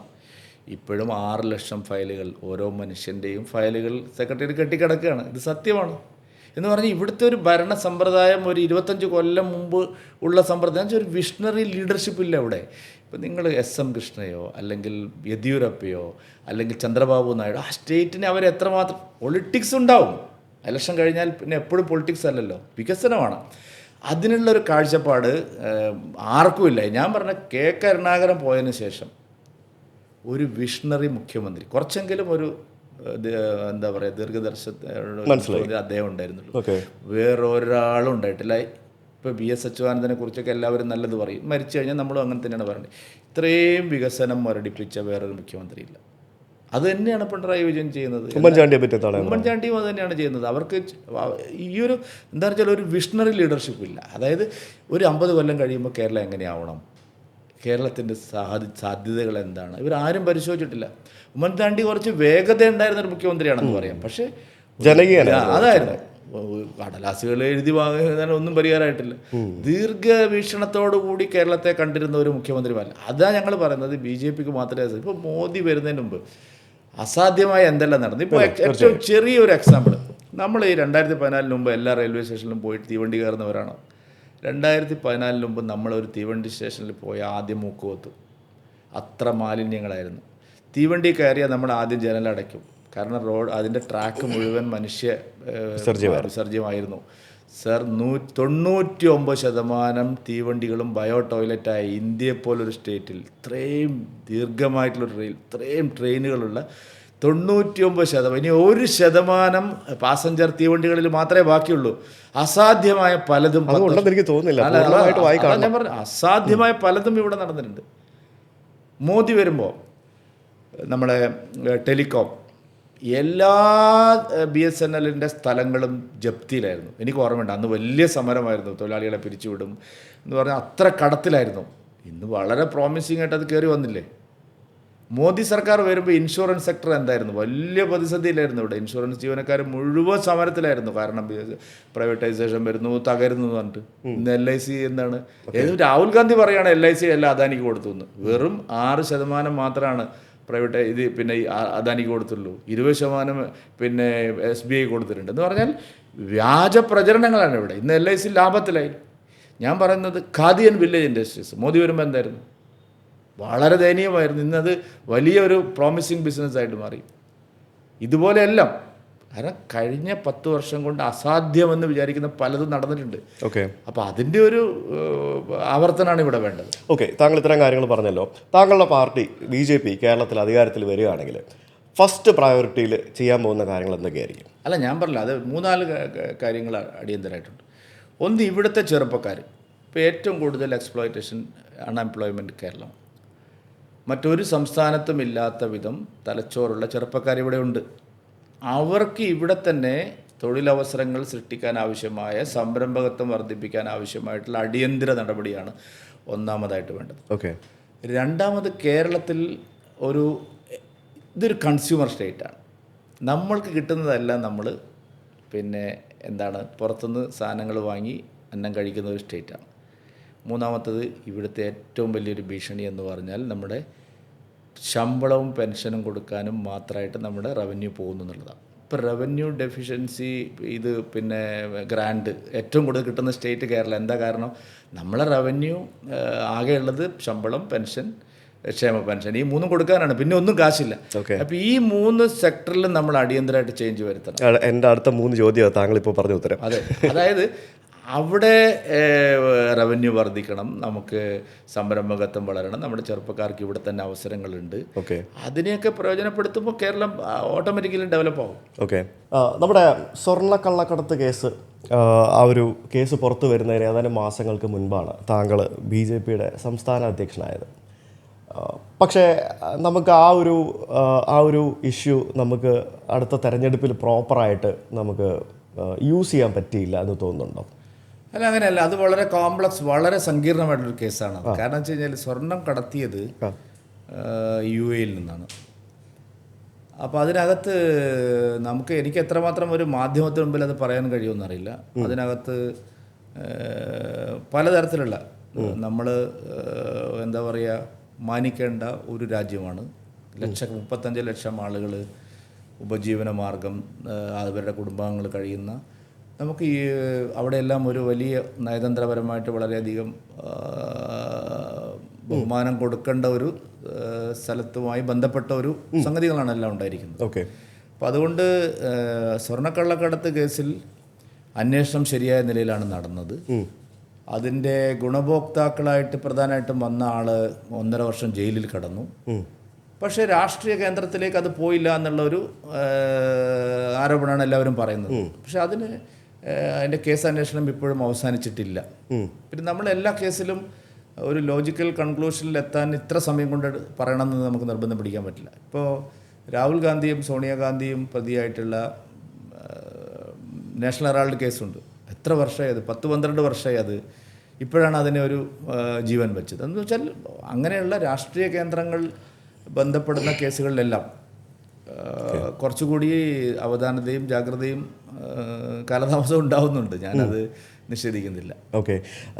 കേരള സ്റ്റോറി എന്ന ആ ഒരു സിനിമയ്ക്ക് അവാർഡ് ലഭിച്ച സമയത്ത് താങ്കൾ അതിനൊരു അനുകൂല നിലപാടാണ് സ്വീകരിച്ചത്. ശരിക്കും അതാണോ കേരളത്തിൻ്റെ അവസ്ഥ? അല്ല, അങ്ങനെയല്ല. അങ്ങനെ ഒരു ഭീഷണി ഉണ്ട് ഇവിടെ. ഞാൻ പറഞ്ഞ അത് മുഴുവൻ കേരളത്തിൽ അങ്ങനെയാണെന്നല്ല ഞങ്ങൾ പറഞ്ഞത്. അതായത് IS റിക്രൂട്ട്മെൻറ്റ് ഇപ്പോഴും ഇപ്പോൾ ലേറ്റസ്റ്റ് വന്നിരിക്കുന്ന വാർത്തകൾ നിങ്ങൾ ശ്രദ്ധിച്ചു. IS റിക്രൂട്ട്മെൻറ്റ് നടക്കുന്നുണ്ട്. അതിന് നല്ല ശ്രമം ഇവിടെ നടക്കുന്നുണ്ട്. ഓക്കെ. ഇപ്പോൾ ഈ വൈറ്റ് കോളർ ടെററിസത്തെ കുറിച്ച് ആൾക്കാർ പറയുന്നു. അതിനെ ഒറ്റയടിക്ക് ആളുകൾ നിഷേധിക്കുകയാണ്. പക്ഷേ നമ്മുടെ ഡോക്ടർമാരുടെ ഇടയിലും എഞ്ചിനീയർമാരുടെ ഇടയിലും IT മേഖലയിലെ വിദഗ്ധന്മാരുടെ ഇടയിലൊക്കെ തീവ്രവാദ സംഘടനകൾ വളരെ ബോധപൂർവമായിട്ട് ആളുകളെ കയറ്റാൻ ശ്രമിക്കുന്നുണ്ട്. അത് ഇല്ലെന്ന് പറയാൻ നമുക്ക് പറ്റില്ല. അപ്പോൾ IS റിക്രൂട്ട്മെൻറ്റ് നടന്നു. വിവാഹത്തിൻ്റെ പേരിൽ പല രീതിയിലുള്ള ശ്രമങ്ങൾ നടക്കുന്നു. ഒരു ഭീകരവാദം വരുന്നത് നമുക്ക് പെട്ടെന്ന് മനസ്സിലാവില്ല. പല രീതിയിലാണ് വരുന്നത്. കാരണം ബോംബും തോക്കും എടുത്തിട്ട് ആദ്യം തന്നെ വരണമെന്നില്ല. കേരളം പോലൊരു സ്റ്റേറ്റിൽ ആദ്യം അങ്ങനെ വരണമെന്ന് നിർബന്ധമില്ല. പക്ഷെ അതിനേക്കാൾ വലിയ ബോംബും തോക്കുമായിട്ടാണ് ഒരു മസ്തിഷ്ക പ്രക്ഷാളനം ഇവിടെ നടക്കുന്നുണ്ട്. നല്ല നിലയിൽ ആൾക്കാർ അതിൽ വശീകരിക്കപ്പെടുന്നുണ്ട്. IS റിക്രൂട്ട്മെൻറ്റ് ഇന്ത്യയിൽ ഏറ്റവും കൂടുതൽ നടന്ന സ്റ്റേറ്റും കേരളമാണ്. ഓക്കെ. ഈ കേരളത്തിൽ വർഗീയത കൂടി വരുന്നു എന്ന് പറഞ്ഞാൽ എന്ത് പറയും? വർഗീയത കൂടി വരുന്നു എന്നുള്ള റിയാലിറ്റിയാണ്. കാരണം എന്താ അറിയോ, ഇതുപോലെ സ്ട്രാറ്റജിക്കൽ വോട്ടിംഗ് നടക്കുന്ന സ്റ്റേറ്റ് ഏതാ ഉള്ളത്? ഇപ്പോൾ ഉദാഹരണത്തിന് ഞാൻ UP ഇല്ലേ? അല്ല, തെരഞ്ഞു പിടിച്ച ആളുകളെ തോൽപ്പിക്കുന്നില്ല. ഓക്കെ. ഇപ്പോൾ ഇവിടെ Jose K Mani LDF മത്സരിച്ചപ്പോഴും UDF മത്സരിച്ചപ്പോഴും ഈ ഭീഷണി നേരിട്ടിട്ടുണ്ട്. PC ജോർജിന് ഈ ഭീഷണി നേരിട്ടിട്ടുണ്ട്. ശ്രേയാംസ് കുമാർ കേരളത്തിലെ ഏറ്റവും സെക്കുലർ എന്ന് പറയുന്ന ഒരു രാഷ്ട്രീയക്കാരനാണ്. കൽപ്പറ്റയിൽ അദ്ദേഹം തിരഞ്ഞെടുപ്പിൽ മത്സരിച്ചപ്പോൾ അവിടെ സിദ്ദിഖാണ് ജയിച്ചത്. അവിടെ LDF ശക്തിയില്ലാത്തതുകൊണ്ടല്ല. അതായത് UDF ഉണ്ടായിരുന്ന ശ്രേയാംസ് കുമാറിൻ്റെ ജനതാദൾ LDF മാറിയതിന് ശേഷമാണ് ആ തെരഞ്ഞെടുപ്പ് നടക്കുന്നത്. 20,000 വോട്ട് ഇപ്പോഴും ഒരു വോട്ട് ബാങ്കായിട്ട് ഉള്ള ജനതാദളിനുള്ള ഒരേ ഒരു മണ്ഡലം വയനാട് കൽപ്പറ്റയാണ്. 20,000 അധികം വോട്ട് വരികയും തൊട്ട് മുമ്പത്തെ തെരഞ്ഞെടുപ്പിൽ 25,000 വോട്ടിന് ശശീന്ദ്രൻ ജയിക്കുകയും ചെയ്ത മണ്ഡലമാണത് LDF. ആ മണ്ഡലത്തിലാണ് സിദ്ദിഖ് ജയിക്കുന്നത്. സിദ്ദിഖ് ജയിച്ചപ്പോൾ പ്രകടനം നടന്നു. അവിടെയെല്ലാം CPMൻ്റെ CATU തൊഴിലാളികളടക്കം ഒരു പ്രത്യേക സമുദായത്തിലുള്ളവർ അവിടെ ആഹ്ലാദപ്രകടനം നടത്തിയത് നമ്മളെല്ലാവരും കണ്ടതാണ്. ശ്രീധരൻ സാറ് പാലക്കാട് മത്സരിച്ചു. അപ്പം ഞാനും കുമ്മനൊക്കെ തോറ്റു. ഞങ്ങളെ തോൽപ്പിക്കാൻ അവർ എപ്പോഴും ശ്രമിക്കുന്നതാണ്. അല്ലാത്തവരിലും ഈ ശ്രമം നടക്കുന്നുണ്ട്. എന്ന് വെച്ചാൽ വർഗീയത എന്ന് പറഞ്ഞു കഴിഞ്ഞാൽ നമ്മൾ വിചാരിക്കുന്നതിനപ്പുറത്താണ്. പണ്ട് കാലത്ത് മതസാമുദായിക സംഘടനകളുടെ നേതൃത്വം, ഇപ്പോൾ മുസ്ലിം സമുദായത്തിൻ്റെ നേതൃത്വം ലീഗിൻ്റെ കയ്യിലായിരുന്നു. പാണക്കാട് തങ്ങളുണ്ട്, അല്ലെങ്കിൽ ലീഗ് നേതൃത്വം ഉണ്ട് എന്ന് പറഞ്ഞ ഒരു സെമി സെക്കുലർ സാധനമായിട്ടാണ് അത് പോയിക്കൊണ്ടിരുന്നത്. ഇന്ന് അവരിൻ്റെ അപ്പുറത്തേക്ക് മതസാമുദായിക സംഘടനകളുടെ നേതൃത്വം ഒരു തീവ്ര ചിന്താഗതിക്കാരുടെ കയ്യിലേക്ക് പോകുന്നു. അതാണ് ഏറ്റവും വലിയ അപകടം. എല്ലാ പാർട്ടികളിലും അവർക്ക് സ്വാധീനം ഉണ്ടാക്കാൻ കഴിയുന്നു. അപ്പോൾ എല്ലാ പാർട്ടികളും സ്ഥാനാർത്ഥിയെ നിർത്തുമ്പോൾ ഭയപ്പെടുകയാണ്. ആ കോൺസ്റ്റിറ്റ്യുവൻസിയിൽ ഈ കോൺസ്റ്റിറ്റ്യുവൻസിയിൽ എന്ത് ചെയ്യണം. അപ്പോൾ ഇതൊരു ചെറിയ കാര്യമല്ല. കേരളത്തിൽ നമ്മൾ സെക്കുലറാണെന്ന് വലിയത് അവകാശപ്പെട്ടുകൊണ്ട് കാര്യമില്ല. മതതീവ്രവാദ സംഘടനകളുടെ സാന്നിധ്യം രാഷ്ട്രീയത്തിലും പൊതുമണ്ഡലത്തിലും സാമൂഹ്യ ജീവിതത്തിലും സാംസ്കാരിക രംഗത്തും സിനിമയിലുമെല്ലാം മുമ്പെങ്ങുമില്ലാത്ത വിധത്തിൽ പിടിമുറുക്കുന്നുണ്ട്, ഭീകരമായിട്ടുണ്ട്. എത്ര പേരുടെ ജീവിതം പോയിട്ടുണ്ട്. ഗൾഫ് മേഖലയിൽ കേന്ദ്രീകരിച്ചുകൊണ്ട് നടക്കുന്ന പല പ്രവണതകളും മലയാളികളുമായി ബന്ധപ്പെട്ട്. ഞാനതിനെപ്പറ്റി ഒന്നും അധികം പോകുന്നില്ല. അറ്റ്ലസ് രാമേന്ദ്രൻ മുതൽ ഇങ്ങോട്ടുള്ള ചരിത്രം നോക്കിയാൽ ബിസിനസ് രംഗത്ത് എല്ലാം ഇത് നടക്കുന്നുണ്ട്. വളരെ ശക്തമായിട്ടുള്ള ഒരു ഇടപെടൽ ഭീകരവാദ സംഘടനകളുടെ അല്ലെങ്കിൽ അവരുടെ ഐഡിയോളജിയുടെ ഇടപെടൽ കേരളത്തിലുണ്ട്. ഭീകരവാദ സംഘടനകൾ എന്ന് തന്നെ പറയണോ അതിനെ? അല്ല, ഭീകരവാദത്തിന് പല മുഖങ്ങളുണ്ടെന്ന് ഞാൻ ആദ്യമേ പറഞ്ഞല്ലോ. ഈ പോക്കും ബോംബ് മാത്രമല്ലല്ലോ, സ്ഫോടനം മാത്രമല്ലല്ലോ, അതിനപ്പുറത്ത് വേറെ ഒരു തലം ഇതിനുണ്ട്. ആ രംഗത്ത് കേരളത്തിൽ നല്ല വേരുകൾ അത്തരം ശക്തികൾക്കുണ്ട്. നമുക്കിനി മറ്റൊരു ടോപ്പിക്കിലേക്ക് വരാം. ശബരിമലയുടെ കാര്യത്തിൽ പണ്ട് മുതലേ ധാരാളം എന്താ പറയുക പ്രൊട്ടസ്റ്റുകൾക്ക് നേതൃത്വം നൽകിയിട്ടുള്ള ഒരാളാണ് താങ്കൾ. എനിക്ക് തോന്നുന്നു ശബരിമലയുടെ കാര്യത്തിൽ ഏറ്റവും കൂടുതൽ കേസുകൾ എടുക്കപ്പെട്ടിട്ടുള്ളതും താങ്കളുടെ പേരിലായിരിക്കണം. ഇത്രയും പ്രൊട്ടസ്റ്റുകൾക്ക് ഇത്രയധികം കേസുകൾ വാങ്ങിക്കൂട്ടിയ ഒരു രാഷ്ട്രീയ നേതാവും കേരളത്തിലുണ്ടാവാൻ സാധ്യതയില്ല. ശരിക്കും പറഞ്ഞാൽ ഇപ്പോൾ സർക്കാരിനെ പ്രതികൂട്ടിലാക്കാൻ സാധിക്കുന്ന ഒരു വലിയൊരു ഇഷ്യൂ ആണ് ഇപ്പം ശബരിമലയിൽ റീസെൻ്റ്ലി നടന്നിരിക്കുന്നത്. ഏതൊരു ഹൈന്ദവ വിശ്വാസിയുടെയും വിശ്വാസത്തിന് കോട്ടം തട്ടുന്ന രീതിയിലുള്ള പല കാര്യങ്ങളും അവിടെ നടന്നിരിക്കുകയാണ്. ഞാൻ തന്നെ ഇതിനു മുമ്പ് പലപ്പോഴും ആശ്ചര്യപ്പെട്ടിട്ടുണ്ട്. അവിടെ ഇരിക്കുന്ന അയ്യപ്പൻ്റെ വിഗ്രഹം വരെ ഒറിജിനലാണോ എന്ന് സംശയമുണ്ട് എന്നുള്ള രീതിയിൽ. ശരിക്കും ഇപ്പോൾ നടക്കുന്ന ഇപ്പോഴത്തെ റീസെൻറ്റ് കോൺട്രവേഴ്സീസൊക്കെ ഈ ഒരു കേസും പ്രശ്നങ്ങളൊക്കെ മറച്ചു വയ്ക്കാനും കൂടിയുള്ളൊരു സംഭവമല്ലേ? എന്താണ് അതിനെപ്പറ്റി പറയാനുള്ളത്? അല്ല, വളരെ ബോധപൂർവം ഒരു ഇടപെടൽ നടന്നിട്ടുണ്ട്. ഈ ശബരിമലയിൽ ഇപ്പോൾ നമ്മൾ കാണുന്ന സ്വർണ്ണക്കൊള്ള മാത്രമായിട്ട് നമ്മൾ അതിനെ കണക്കാക്കരുത്. കാരണം 2017-18 ആ കാലയളവിലാണല്ലോ ഇവർക്കൊരു നവോത്ഥാനം പെട്ടെന്ന് വന്നത്. അതിൻ്റെ സുപ്രീം കോടതി വിധിയുടെ ഒരു പെട്ടെന്ന് വന്ന ഉടനെ തന്നെ അവർ ആ നവോത്ഥാന ലൈൻ പാർട്ടി സ്വീകരിച്ചു. ഇത് പാർട്ടി ലൈൻ ഭാഗമായിട്ടാണ് ഞങ്ങളിതിനെ കാണുന്നത്. അതായത് ആ കാലത്താണ് വിശ്വാസം തകർക്കുക, ആക്ടിവിസ്റ്റുകളെ ശബരിമലയിൽ കയറ്റുക, അതൊക്കെ നടന്നത്. അത് സർക്കാർ തന്നെ നടത്തിയതാണ്, മുഖ്യമന്ത്രി തന്നെ സമ്മതിച്ചതാണ്. അവിടെ 2 പേര് കയറി ഞങ്ങളവിടെ വിധി നടപ്പാക്കിയെന്ന് അദ്ദേഹം തന്നെ അവകാശപ്പെട്ടതാണ്. അപ്പോൾ അങ്ങനെ ഒരു വശത്ത് ക്ഷേത്രങ്ങളുടെ വിശ്വാസം തകർക്കുക, മറുവശത്ത് അങ്ങനെ വിശ്വാസം തകർക്കുന്നത് കൊണ്ട് അവർ എന്നെ പോലെയുള്ള വിശ്വാസികളുടെ ഇതിനെ ചോദ്യം ചെയ്യുക. ഞാൻ പറയുന്നതിന് കാരണം അതായത് ഒന്ന്, അതേസമയം പാരലായിട്ട് ക്ഷേത്രങ്ങളുടെ സമ്പത്ത് കൊള്ളയടിക്കുക. ഇത് ശബരിമലയിൽ മാത്രം നടന്നൊരു കൊള്ളയല്ല, ഇത് രണ്ടും ഒരുമിച്ച് നടന്നുണ്ട്. എന്തുകൊണ്ടാണ് അങ്ങനെ ഒരു വിശ്വാസത്തിനെതിരായിട്ടുള്ള ഒരു നീക്കം നടത്തണമെന്ന് അവർ വിചാരിച്ചത്? കഴിഞ്ഞ ഒരു 15-20 വർഷമായിട്ട് കേരളത്തിൽ അറിയാതെ ഒരു ഹൈന്ദവ നവോത്ഥാന പ്രക്രിയ നടക്കുന്നുണ്ട്. കേരളത്തിൽ കഴിഞ്ഞ 15 വർഷത്തിനിടയിൽ ഒരു 10-15,000 ചെറിയതും വലുതുമായ ക്ഷേത്രങ്ങൾ പുനരുദ്ധരിക്കപ്പെട്ടു. നമ്മൾ ഏത് ഗ്രാമത്തിൽ ചെന്നാലും ആയിരക്കണക്കിന് സത്സംഗങ്ങളും സപ്താഹങ്ങളും സന്യാസിമാരുടെ പ്രവർത്തനങ്ങൾ നടക്കുന്നു. കേരളത്തിൽ ഇല്ലാത്ത കാര്യമാണ്. മാതാമൃതാനന്ദമയി മുതൽ ചിദാനന്ദപുരി സ്വാമി വരെയുള്ള വലിയൊരു ആധ്യാത്മികമായിട്ടുള്ള ഒരു എന്താ പറയുക നല്ലൊരു നവോത്ഥാനം ഇവിടെ നടക്കുന്നു. ക്ഷേത്രങ്ങൾ ഉണരുന്നു, വിശ്വാസങ്ങൾ വളരുന്നു. കഴിഞ്ഞ 1-2 ലോക്കൽ ബോഡി ഇലക്ഷനിൽ നോക്കിയാൽ പത്മനാഭസ്വാമി ക്ഷേത്രം മുതൽ മധൂർ വരെയുള്ള ക്ഷേത്രങ്ങളിലെല്ലാം ആ പരിസരത്തെല്ലാം BJP ജയിക്കുന്നു. ഒരു ഹിന്ദു റിനൈസൻസ് അല്ലെങ്കിൽ ഹിന്ദു നവോത്ഥാനം കേരളത്തിൽ മെല്ലെ മെല്ലെ ഉണ്ടാവുകയാണ്. ഇത് ആത്യന്തികമായി നാസ്തികവാദത്തിൽ അധിഷ്ഠിതമായിട്ടുള്ള, ഭൗതികവാദത്തിൽ അധിഷ്ഠിതമായിട്ടുള്ള കമ്മ്യൂണിസത്തെയാണ് ബാധിക്കാൻ പോകുന്നത്. കമ്മ്യൂണിസത്തിൽ നിന്ന് കേരളം മെല്ലെ ദേശീയതയിലേക്ക് വരുന്നു. ഇതറിയാത്തവരല്ലല്ലോ കമ്മ്യൂണിസ്റ്റ്. അതാണ്, അതിനെയാണ് ഞാൻ പറഞ്ഞ പോയിന്റ് അവിടെയാണ്. അതിനെ തകർക്കാൻ രണ്ട് വഴികൾ ആദ്യം അവർ നോക്കി. ആദ്യം അവർ ഈ ക്ഷേത്രങ്ങളെല്ലാം പിടിച്ചെടുത്ത് ഞങ്ങൾ ഭക്തന്മാരാണെന്നുള്ള രീതിയിൽ അവർ പ്രവർത്തിക്കാമെന്ന് വിചാരിച്ചു. അവിടെയും സംഭവിക്കുന്നത്, അവിടെയെല്ലാം അവർ കൂടുതൽ വിശ്വാസത്തിൻ്റെ കാര്യങ്ങളും അമ്പല കമ്മിറ്റികളിലൊക്കെ വരുമ്പോൾ യഥാർത്ഥ വിശ്വാസത്തിൻ്റെ കാര്യം പറയുന്ന BJPക്കും RSSനും സ്വീകാര്യത വർദ്ധിക്കുക. അപ്പോഴാണ് കുറച്ചു കാലം ഇടതുപക്ഷത്തിലെ കുറച്ച് ബുദ്ധിജീവികളും പിണറായി വിജയനും ഒക്കെ ആലോചിച്ചിട്ട് എന്നാൽ പിന്നെ ഒരു കാര്യം ചെയ്യാം, നമുക്ക് ഈ വിശ്വാസത്തെ ആകെ തകർക്കുന്ന ഒരു നീക്കം, ഒരു നവോത്ഥാനം, അതുകൊണ്ടാണ് വനിതാ മതിൽ, നവോത്ഥാന സമിതി, സാമുദായിക സംഘടനകളെല്ലാം കൂട്ടി അവർ ചെയ്തത്. ആ കാലത്ത് ക്ഷേത്രങ്ങൾ കൊള്ളയടിക്കാനും ഒരു പ്ലാൻ ചെയ്തിരുന്നു. ഞാനൊരു എക്സാമ്പിൾ പറയാം, ആരും ഇപ്പോൾ ഓർക്കുന്നുണ്ടാവില്ല. പത്മനാഭസ്വാമി ക്ഷേത്രത്തിലെ സഹസ്രകോടിക്കണക്കിന് രൂപയുടെ സ്വർണവും വൈരങ്ങളും രത്നങ്ങളും എടുക്കാൻ ഇവർ തീരുമാനിച്ചിരുന്നു. VS അച്യുതാനന്ദൻ തന്നെ ആ കാര്യത്തിൽ പരസ്യ നിലപാട് സ്വീകരിച്ചിരുന്നു. അവിടുത്തെ സ്വർണവും മറ്റും കൊട്ടാരം കൊള്ളയടിക്കുകയാണെന്നുള്ള വലിയ വാദം അദ്ദേഹം ഉന്നയിച്ചിരുന്നു. അതിനുവേണ്ടി നീലലോഹിതദാസൻ നാടാരും അദ്ദേഹത്തിൻ്റെ ഭാര്യയും അടക്കം സത്യാഗ്രഹങ്ങൾ പലതും നടത്തിയിരുന്നു. ലെഫ്റ്റ് അങ്ങനെ ഒരു തീരുമാനം എടുത്തിരുന്നു ആ കാലത്ത്. അത് നടന്നില്ല. അതിനുശേഷം ഈ ശബരിമല പ്രക്ഷോഭകാലത്താണ് വീണ്ടും ഇത് അവർ കുത്തിപ്പൊക്കിയത്. അപ്പോൾ അന്ന് പ്ലാൻ ചെയ്തതാണ്. ഇന്നിപ്പോൾ നമ്മൾ കാണുന്ന വാർത്തകളെല്ലാം ആ കാലത്ത് പ്ലാൻ ചെയ്താണ് അവർ.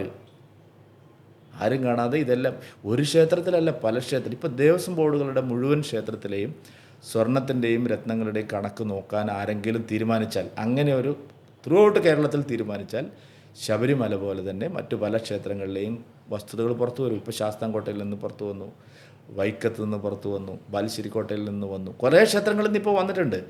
എല്ലാ ദേവസ്വം ബോർഡ് ക്ഷേത്രങ്ങളിലും ഒരു പരിശോധനയ്ക്ക് ഹൈക്കോടതി ഉത്തരവിട്ടാൽ, ബഹുമാനപ്പെട്ട ഹൈക്കോടതിയാണല്ലോ ഇപ്പോൾ ഈ കേസ് തന്നെ വരാൻ കാരണം, അല്ലാതെ ഇവരാരും ഉണ്ടാക്കിയതല്ലല്ലോ, ഉത്തരവിട്ടാൽ ഇത് നടന്നതായിട്ട് നമുക്ക് ബോധ്യപ്പെടും. അപ്പോൾ വെൽ പ്ലാൻഡ് ആയിട്ടുള്ള ഒരു പൊളിറ്റിക്കൽ തീരുമാനം അവരെടുത്തിരുന്നു. ക്ഷേത്രങ്ങളുടെ വിശ്വാസം തകർക്കുക, ക്ഷേത്ര സ്വത്ത് കൊള്ളയടിക്കുക, അതിൻ്റെ ഭാഗമായിട്ട് ഇതെല്ലാം നടന്നു. അതിനുള്ള റീസൺ ഞാൻ നേരത്തെ പറഞ്ഞതാണ്. ഒരു ഹിന്ദു റിനൈസൻസ് ഉണ്ടാവുന്നു. ഹിന്ദുക്കളുടെ ഇടയിലൊരു വലിയ തോതിലുള്ള ഒരു സാമൂഹ്യ ആരാധന. പണ്ട് ഹിന്ദുക്കളെല്ലാം അവരവർ മാത്രം അമ്പലത്തിൽ പോയിക്കൊണ്ടിരുന്നതാണ്. ഇപ്പോൾ തിരുവനന്തപുരം മുതൽ കാസർഗോഡ് വരെ താങ്കൾ നോക്കിയാൽ സ്ത്രീകൾ, അമ്മമാരൊക്കെ വന്നിട്ട് കൂട്ടപ്രാർത്ഥനകളും നാമജപങ്ങളും നടക്കുന്നു. ഇത് അവരെ വല്ലാതെ ഭയപ്പെടുത്തുന്നുണ്ട്. അധികകാലം അവർ പിടിച്ചു നിൽക്കാൻ കഴിയില്ല. അവരുടെ ഐഡിയോളജിയെ പൂർണ്ണമായിട്ടും കീഴ്മേൽ മറിക്കാൻ കഴിയുന്ന ശേഷിയുള്ള ഒരു ആശയം കേരളത്തിൽ വളർന്നു വരുന്നു. ശ്രീനാരായണ ഗുരുദേവനും ചട്ടമ്പി സ്വാമികളും മന്നത്താചാര്യനും അതുപോലെ വൈകുണ്ഠസ്വാമികളും അയ്യങ്കാളിയുമെല്ലാം ഉണ്ടാക്കിയ ഒരു ദേശീയ നവോത്ഥാനത്തെ ഇവർ അട്ടിമറിച്ചിട്ടാണ് ഇവിടെ ഒരു പുതിയ ബദൽ ഇവർ കൊണ്ടുവന്നത്. അതിൻ്റെ മുകളിൽ നിന്നുകൊണ്ടാണ് അവരൊരു രാഷ്ട്രീയം ഇവിടെ കെട്ടിപ്പൊക്കിയത്. അത് തകരാൻ പോകുന്നു എന്നുള്ള ഭയമാണ്. പിണറായി വിജയൻ ഞാനാണ് ഇനി വീണ്ടും നവോത്ഥാന നായകൻ എന്ന് വരുത്താൻ വേണ്ടി നടത്തിയ ശ്രമത്തിൻ്റെ ഭാഗമായിട്ടാണ്. അല്ലാതെ ഇതൊരു പോറ്റിയും വാസുവും പത്മകുമാറും മാത്രം നടത്തിയ ഒരു മോഷണമല്ല. ക്ഷേത്രങ്ങളുടെ വിശ്വാസ്യതയെ തകർക്കുക, ആചാരാനുഷ്ഠാനങ്ങളിൽ വെള്ളം ചേർക്കുക, അതേസമയം അതിൻ്റെ സമ്പത്ത് കൊള്ളയടിക്കുക. ഒരു സ്ക്രിപ്റ്റഡ് പ്രോഗ്രാമാണ്. വളരെ കൃത്യമാണ്. നമ്മൾ ഇന്ന് കാണുന്ന UDF വിലയിരുത്തുന്നത് പോലെ ഒരു ഒറ്റപ്പെട്ട അഴിമതി കേസല്ല ഇത്. ഇത് വളരെ പ്ലാൻഡായിട്ട് നടത്തിയ ഒരു നീക്കമാണ്. BJP സർക്കാർ അധികാരത്തിൽ വരികയാണെങ്കിൽ ഇപ്പോൾ കേരളത്തിലുള്ള നാനാജാതി മതസ്ഥർക്ക് റിലീജിയസ് ആയിട്ടുള്ള കാര്യങ്ങളിൽ എന്തൊക്കെയായിരിക്കും ചെയ്യുക? ചോദ്യം 1. അതിനോടനുബന്ധിച്ച് 2, ഇപ്പോൾ ഹിന്ദു മതത്തെ സംബന്ധിച്ച് പറയുകയാണെങ്കിൽ ഇപ്പോൾ ഹിന്ദു ക്ഷേത്രങ്ങളും ബാക്കിയുള്ള സംഭവങ്ങളും എല്ലാം ദേവസ്വം ബോർഡിൻ്റെ കീഴിലാണ്. ഒരു മന്ത്രിയുണ്ട്, ഒരു ദേവസ്വം മന്ത്രിയുണ്ട്. എനിക്കൊന്ന് വേറെ ഒരു സംസ്ഥാനത്തും കാണാത്തൊരു കീഴ്വഴക്കമാണ് അത് നമുക്ക് കേരളത്തിൽ കാണാൻ സാധിക്കുന്നത്. എനിക്കറിയില്ല മറ്റ് സംസ്ഥാനങ്ങളിൽ ഇതേപോലെ ഹിന്ദു ക്ഷേത്രങ്ങൾക്ക് ഒരു സർക്കാരിൻ്റെ ഒരു നിയന്ത്രണമോ മന്ത്രിയൊക്കെ ഉണ്ടോ എന്ന് എനിക്കറിയില്ല. അപ്പോൾ കേരളത്തിൽ മാത്രമുള്ളൊരു കാഴ്ചയാണത്. ഇപ്പോൾ ഈ ശബരിമല പോലെയുള്ള ഈ ഒരു ഇഷ്യൂസൊക്കെ കാണുന്നത് ഇതൊക്കെ സർക്കാരിൻ്റെ കംപ്ലീറ്റ് പൂർണ്ണ അധികാരത്തിലായതുകൊണ്ടല്ലേ? അപ്പോൾ അങ്ങനെയുള്ള കാര്യങ്ങളിൽ BJP സർക്കാർ അധികാരത്തിൽ വരികയാണെങ്കിൽ എന്തെങ്കിലുമൊക്കെ മാറ്റം ഉണ്ടാക്കാൻ സാധ്യതയുണ്ടോ? തീർച്ചയായിട്ടും. നമ്മളെ സർക്കാർ ഇപ്പോൾ കേന്ദ്രത്തിൽ അധികാരത്തിൽ വന്നപ്പോൾ തന്നെ എക്സാമ്പിളുണ്ട്. കേന്ദ്രത്തിൽ മോദി അധികാരത്തിൽ വരുന്നത് വരെ ഹജ്ജ് തീർത്ഥാടനം ഏറ്റവും വലിയൊരു കൊള്ളയായിരുന്നു. ശരിയാണ്. അത് ഒട്ടും ട്രാൻസ്പെറൻ്റ് ആയിരുന്നില്ല. ഓക്കെ, വലിയ തട്ടിപ്പായിരുന്നു നടന്നത്. ഇവിടെ ഈ അഹമ്മദൊക്കെ അതിൻ്റെ മന്ത്രിയായിരുന്ന കാലത്ത് പോലും തീർത്ഥാടകരോട് ചോദിച്ചാൽ അറിയാം, ടിക്കറ്റിങ്ങിൻ്റെ അവിടുത്തെ മറ്റ് വ്യവസ്ഥ, ഗൈഡ്, വഴിമാറ്റിയിട്ട് ആളെ കയറ്റൽ, ഇതൊക്കെയായിരുന്നു. മോദി സർക്കാർ വന്നതിന് ശേഷം ഹജ്ജ് തീർത്ഥാടനം ഇതുപോലെ ട്രാൻസ്പെറൻ്റ് ആയ ഒരു കാലം ഉണ്ടായിട്ടില്ല. ഒരു കൃത്രിമമില്ല, ഒരു കമ്മീഷന് ഇടപാടില്ല, ഒരു ഹോട്ടൽ ബുക്കിങ്ങിനോ ഒരു ടിക്കറ്റ് ബുക്കിങ്ങിനോ ചതിയില്ല. ആളുകളെ അർഹതയില്ലാത്ത ആളുകളെ തിരികെ കയറ്റി മുമ്പിലാക്കുന്ന ഇടപാടില്ല. ഹജ്ജിന് കാശ് വാങ്ങുന്ന ഏർപ്പാടില്ല. മുസ്ലിങ്ങളോട് എല്ലാവരോടും ചോദിച്ചാൽ അറിയാം, കഴിഞ്ഞ 10 വർഷവും 12 വർഷവും നല്ല രീതിയിലാണ് ഹജ്ജ് നടന്നത്.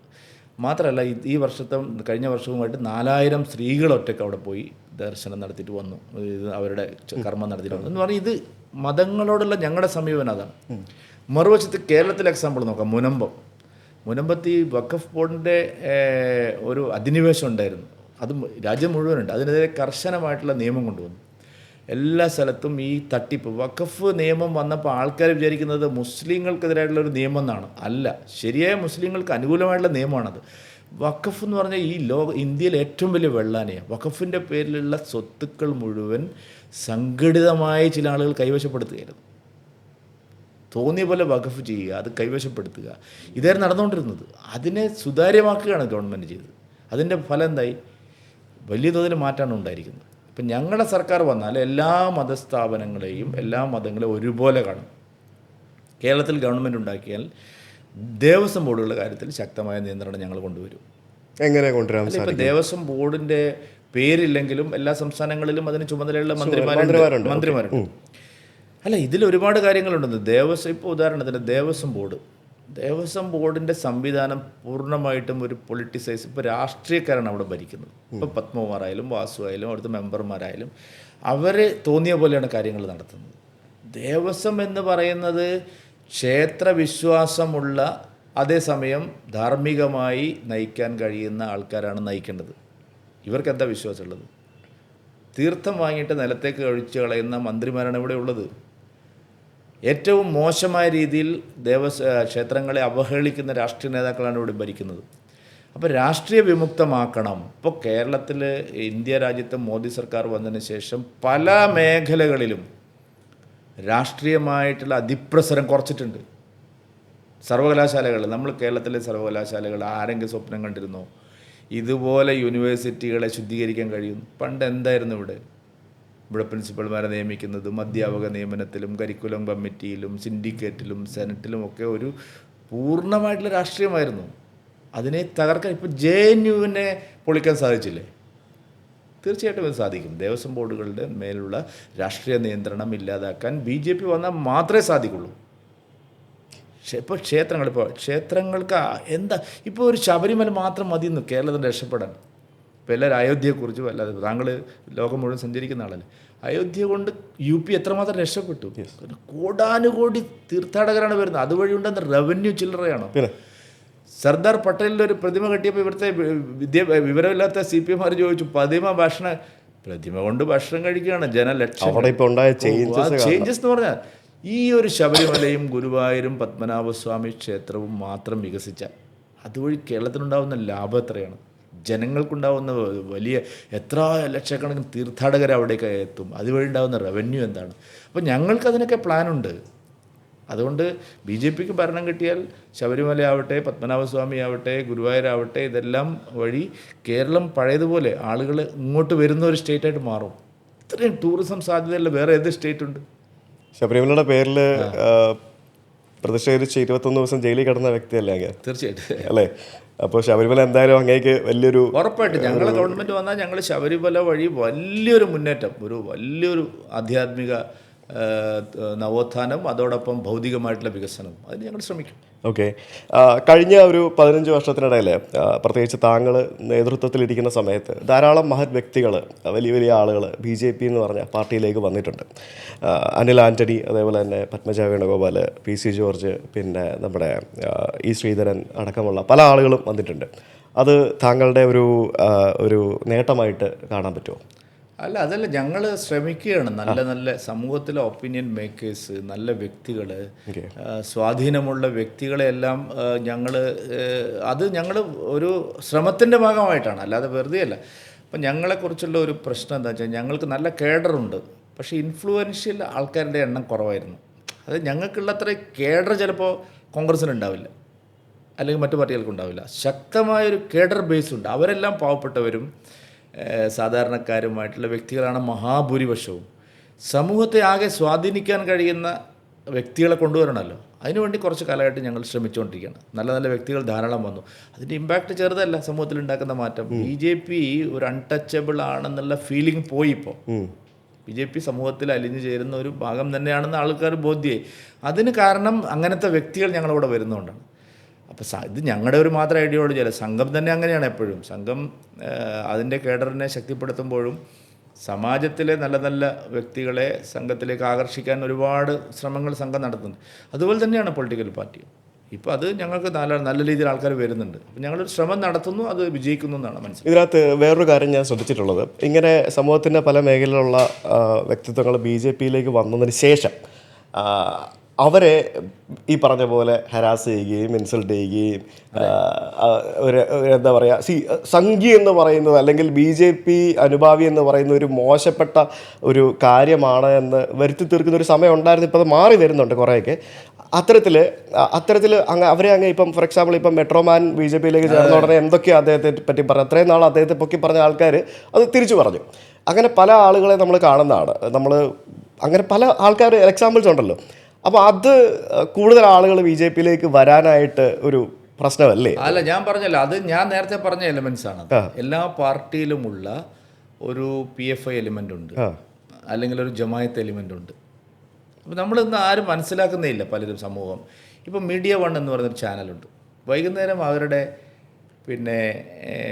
അടുപ്പുകൂട്ടി ചർച്ച കാണുമ്പോൾ നമുക്കറിയാം എന്താണ് കേരളത്തിലെ ഫ്രിഞ്ച് എലമെൻസിന്, PFI എലമെൻസിന് ആശയപരമായിട്ട് പറയാൻ നാളെ എന്നത് അവരാണ് തയ്യാറാക്കുന്നത്. അങ്ങനത്തെ ശക്തികൾ ഇവിടെയുണ്ട്. അവരാണ് ഈ സാമൂഹ്യ മാധ്യമങ്ങളിലെല്ലാം നടന്ന് ഈ ഒരു പ്രചാരണം നടത്തുന്നത്. പക്ഷേ അതിനെ മറികടന്നുകൊണ്ട് ആൾക്കാർ വരാൻ തുടങ്ങി. പണ്ടൊരു സിനിമാ താരം BJPയിലേക്ക് വന്നു കഴിഞ്ഞാൽ ഉടനെ അയാളുടെ ജീവിതം പോയി. ഇന്ന് അങ്ങനെയല്ലല്ലോ. സുരേഷ് ഗോപി ഡിമാൻഡ് കൂടുകയാണ് ചെയ്തത്. കാരണം ആ ഓപ്പോസിറ്റ് ആൾക്കാർ ചിന്തിക്കാൻ തുടങ്ങി. ഇങ്ങനെ ഈ നെഗറ്റീവായിട്ടുള്ള മ്ലേച്ഛമായിട്ടുള്ള കരിവാരിത്തേക്കലുകൾ ശക്തമായതോടുകൂടി ഇപ്പുറത്തും ആൾക്കാർ പ്രതികരിക്കാൻ തുടങ്ങി. അപ്പോൾ ഇനി ആ ഭീഷണി ഇനി അവർക്ക് സാധിക്കില്ല. പക്ഷേ അങ്ങനെ ശ്രമം നടക്കുന്നു. ഇപ്പം മെട്രോമാനെ എന്തെല്ലാം ആക്ഷേപിച്ചു, സുരേഷ് ഗോപി എന്തെല്ലാം ആക്ഷേപിച്ചു, വന്ന ഓരോരുത്തരെയും. ഇപ്പോൾ ജേക്കബ് തോമസ് സാറ് വന്നു, അവരെല്ലാം ആക്ഷേപിച്ചു. അതുകൊണ്ട് പിടിച്ചു നിന്ന് മുന്നോട്ട് പോകുമ്പോൾ ഇനിയും ആൾക്കാർ വരും. ഓക്കെ, ഒരു കുറച്ച് കോംപ്ലിക്കേറ്റഡ് ഒരു ക്വസ്റ്റ്യൻ ചോദിക്കാം.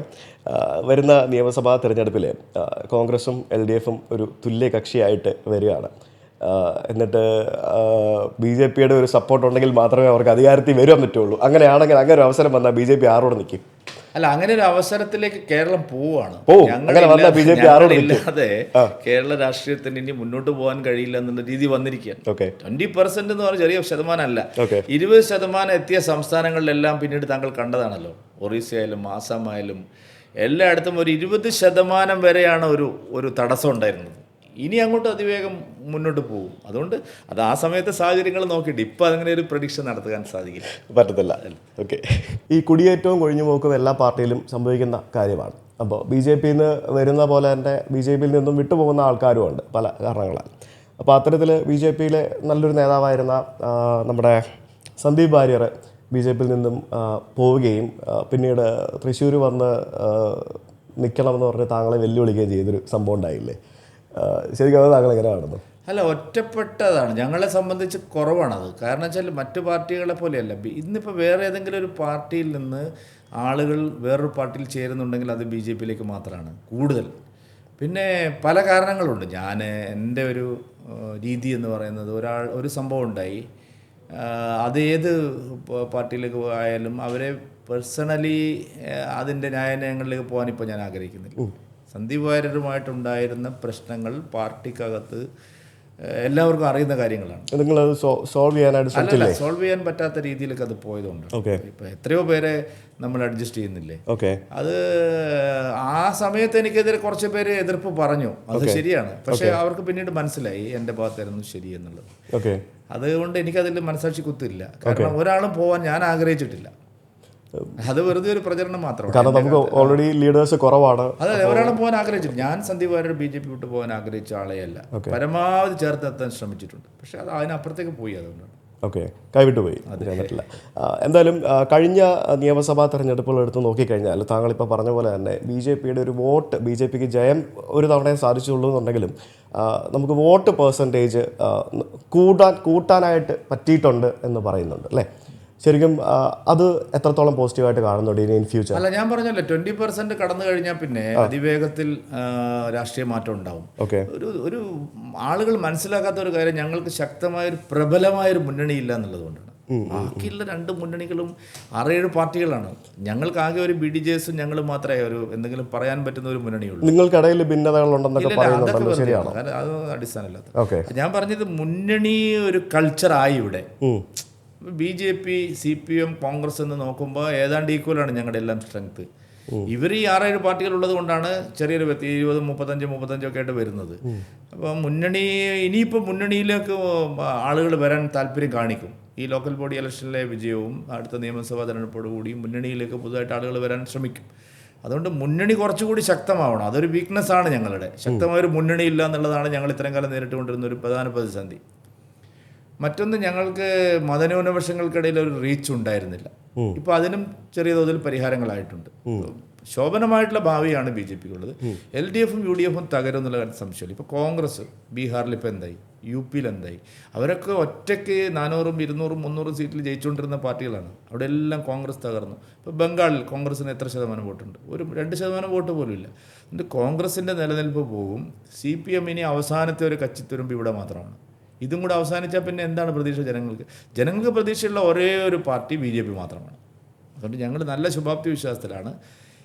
ഈ 2026 സർക്കാർ ഉണ്ടാക്കാൻ പറ്റൂ, അതല്ല 31 സർക്കാർ ഉണ്ടാക്കാൻ പറ്റുമോ എന്നുള്ളതിനെക്കുറിച്ച് മാത്രമേ വോട്ടർമാർക്കും സംശയമുള്ളൂ. ഓക്കെ, മറ്റ് ഇരു മുന്നണികളെയും വെച്ച് നോക്കുകയാണെങ്കിൽ സ്ത്രീകളുടെ ഒരു സാന്നിധ്യം BJPയിൽ പൊതുവെ ഇച്ചിരി കുറവാണ്.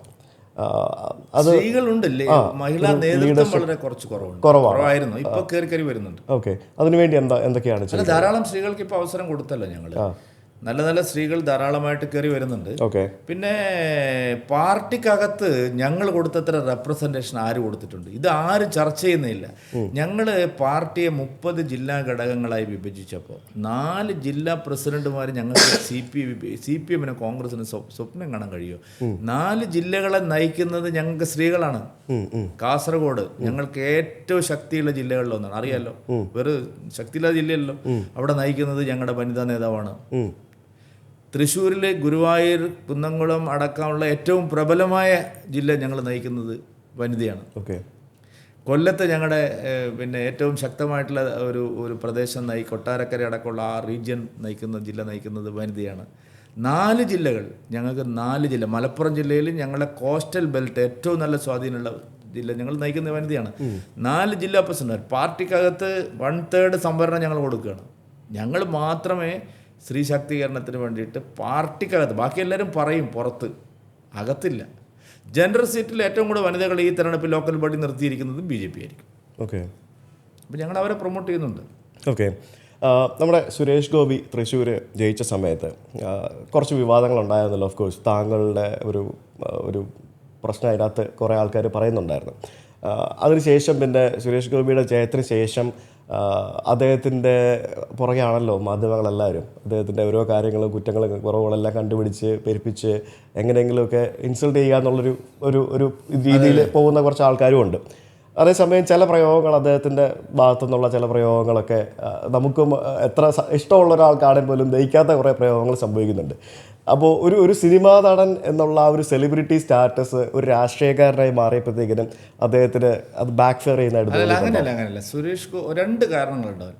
ഒന്ന്, സുരേഷ് ഗോപി ജയിക്കില്ലെന്നായിരുന്നു ഇവിടെ ഉണ്ടായിരുന്ന ഒരു വലിയ ധാരണ കോൺഗ്രസിനും ലെഫ്റ്റിനും മീഡിയയ്ക്കും. എങ്ങനെയായാലും ഇയാൾ ജയിക്കാൻ പോകുന്നില്ല. അപ്പോൾ ആ ജയിച്ചപ്പോൾ അതിനെ ദഹിക്കാൻ പറ്റുന്നില്ല. അത് ഇതുവരെ ദഹിച്ചിട്ടില്ല പല ആളുകൾക്കും.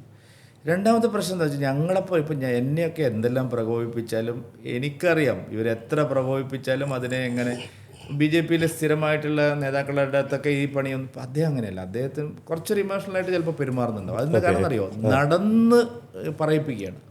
ഒരു കാര്യമില്ലാതെ. ഞാൻ ചോദിക്കട്ടെ, സുരേഷ് ഗോപിയെ പോലെ ഇത്രയും നല്ലൊരു പൊളിറ്റീഷ്യൻ അല്ല ഇത്രയും നല്ലൊരു ജനപ്രതിനിധി വേറെയുണ്ടോ? ഒരു MP ഫണ്ട് ചെലവഴിക്കുന്ന MP മാരെ ഇവിടെ ഉള്ളൂ. ആ മനുഷ്യന് കിട്ടുന്ന ശമ്പളത്തിൻ്റെ നല്ലൊരു ശതമാനം കിട്ടാവുന്ന സഹായങ്ങളെല്ലാം ആൾക്കാരോട് വാങ്ങി എല്ലാം ജനങ്ങൾക്ക് ചെയ്യല്ലേ, എന്തു പറഞ്ഞാലും ഓടിയെത്തല്ലേ.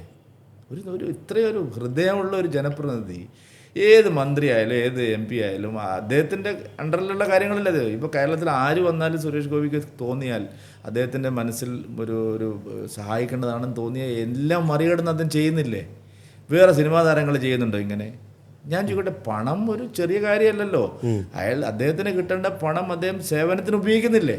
അത്ര നല്ലൊരു ഒരാളെ പിന്നാലെ നടന്ന് ചൊറിയല്ലേ കുറച്ച് ആൾക്കാർ. അപ്പോൾ ചിലപ്പോൾ അദ്ദേഹം പറയുമ്പോൾ ഇപ്പം നമ്മുടെയൊക്കെ വന്ന് എത്ര ആക്ഷേപിച്ചാലും നമ്മൾ ചിരിച്ചുകൊണ്ട് മറുപടി പറയും. അങ്ങനെ ഇപ്പോൾ സുരേഷ് ഗോപി മറുപടി പറയണമെന്ന് വാശി പിടിക്കാൻ പറ്റില്ല. അദ്ദേഹം ഒരു കറകളഞ്ഞ രാഷ്ട്രീയക്കാരനൊന്നുമല്ല.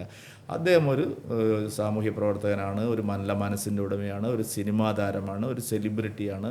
അദ്ദേഹത്തിന് കഠിനാധ്വാനം കൊണ്ട് ജനപിന്തുണ നേടിയിട്ടുള്ള ആളാണ്. അപ്പോൾ അദ്ദേഹത്തെ വന്ന് ആക്ഷേപിക്കുമ്പോൾ അദ്ദേഹം ചിലപ്പോൾ മറുപടി പറഞ്ഞെന്നിരിക്കും. അത്രയും അതിനെ ഞങ്ങൾ കണക്കാക്കിയിട്ടുള്ളൂ.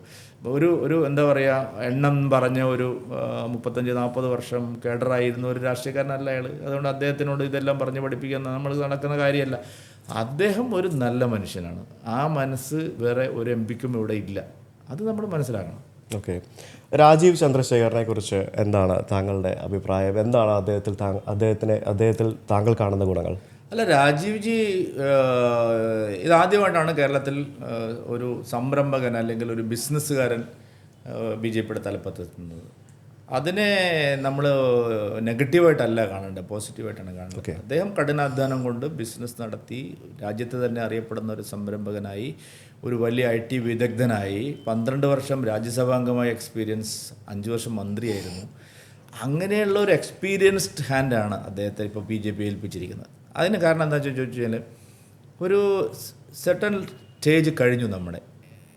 നമ്മുടെ പാർട്ടിയുടെ ഒരു അടിത്തറയുടെ ഒരു സ്റ്റേജ് കഴിഞ്ഞു. ഇനി കൂടുതൽ ബഹുജന അടിത്തറ വർദ്ധിപ്പിക്കാൻ ആവശ്യമായിട്ടുള്ള ഒരു ഭരണത്തിലേക്ക് പോകേണ്ട സമയമാണ്. അപ്പോൾ ആ സമയത്ത് ജനങ്ങളെ മറ്റ് BJP അല്ലാത്ത അല്ലെങ്കിൽ പബ്ലിക്കിൽ സ്വാധീനമുള്ള ധാരാളം വ്യക്തികളെ, സമൂഹത്തെ, ജനവിഭാഗങ്ങളെ ഇങ്ങോട്ട് ആകർഷിക്കാൻ വേണ്ടിയിട്ടുള്ള ഒരു നീക്കമാണ് നമ്മൾ നടത്തുന്നത്. ആ സമയത്ത് ഇദ്ദേഹത്തിൻ്റെ പ്രവർത്തനങ്ങൾ BJPക്ക് ഗുണം ചെയ്യും എന്നുള്ളതാണ് നമ്മുടെ വിലയിരുത്തൽ. അതുകൊണ്ട് അദ്ദേഹത്തിൻ്റെ നീക്കങ്ങളും അങ്ങനെ തന്നെയാണ്. അതിനെ എത്തിപ്പിടിക്കാൻ കഴിയുന്ന ഒരു ദൂരത്തിൽ നമ്മൾ നിൽക്കുമ്പോൾ അത് എളുപ്പത്തിൽ എത്തിപ്പിടിക്കാവുന്ന ഒരു കരത്തിൽ ഏൽപ്പിക്കുക എന്നുള്ളത് ഞങ്ങളുടെ ഒരു ദൗത്യമാണ്. ഇപ്പോൾ ഞാൻ മനസ്സിലാക്കിയെടുത്തോളം പല ആളുകളുടെയും പൊട്ടൻഷ്യൽ ശരിക്കും നമ്മുടെ ജനങ്ങൾക്ക് മനസ്സിലാക്കാൻ സാധിച്ചിട്ടില്ല. ഇപ്പോൾ താങ്കളുടെ ആണെങ്കിലും, കാരണം നിങ്ങൾക്കൊരു അവസരം ലഭിച്ചിട്ടില്ല. ഒരു അവസരം ലഭിച്ചാൽ മാത്രമേ പല ആളുകളുടെയും പൊട്ടൻഷ്യൽ നമുക്ക് അളക്കാൻ പറ്റുള്ളൂ.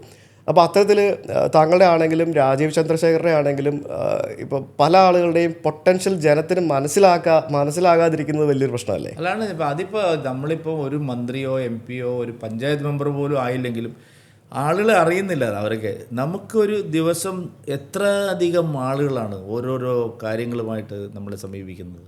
അതിനെല്ലാം നമ്മൾ സമയം കൊടുക്കുകയാണ്. പാർട്ടിയുടെ പ്രവർത്തനങ്ങൾ നടത്തുന്നതിനിടയിൽ തന്നെ അങ്ങനെ ജനങ്ങൾ വന്ന് പറയുന്ന ഏത് കാര്യമായാലും സാധിക്കാവുന്നതിലെല്ലാം ഞങ്ങൾ ഇടപെടുകയാണ്. മരണം ഉണ്ടായിട്ടോ MP ആയിട്ടോ MLA ആയിട്ടോ ഒന്നുമല്ല. ജനങ്ങൾ ഒരു നിമിഷം പോലും ഞങ്ങളാരും വിശ്രമിക്കുന്നില്ല. എന്തെങ്കിലും ഒരു പ്രതീക്ഷയിലല്ലല്ലോ.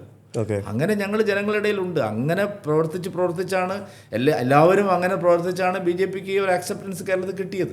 താങ്കളുടെ രാഷ്ട്രീയ ഗുരുനാഥൻ ആരാണ്? അല്ലെങ്കിൽ കേന്ദ്ര രാഷ്ട്രീയത്തിൽ ഏറ്റവും കൂടുതൽ ആരാധിക്കുന്ന ഒരു വ്യക്തിത്വം ആരാണെന്ന് ചോദിച്ചാൽ? നാച്ചുറലി എല്ലാവർക്കും ഈ ഒരു റോൾ മോഡൽ ആരാധന എല്ലാവർക്കും മോദിജി തന്നെയല്ലേ. കാരണം ഇത്രയും പ്രധാനപ്പെട്ട ഒരു ജീവിതം എങ്ങനെയായിരിക്കുന്നത് ഏറ്റവും പ്രധാനപ്പെട്ട മോദിജി. കേരളത്തിലാണെങ്കിൽ ഞാൻ മാരാർജിയാണ് എന്നെ ഈ കൈപിടിച്ച് രാഷ്ട്രീയത്തിലേക്ക് കൊണ്ടുവന്നത്.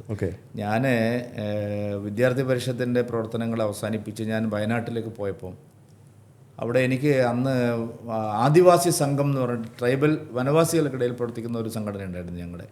അപ്പോൾ ആ കാലത്ത് എനിക്ക് അതിൻ്റെ ചുമതല തരാൻ അവിടുത്തെ BJP നേതൃത്വം തീരുമാനിച്ചു.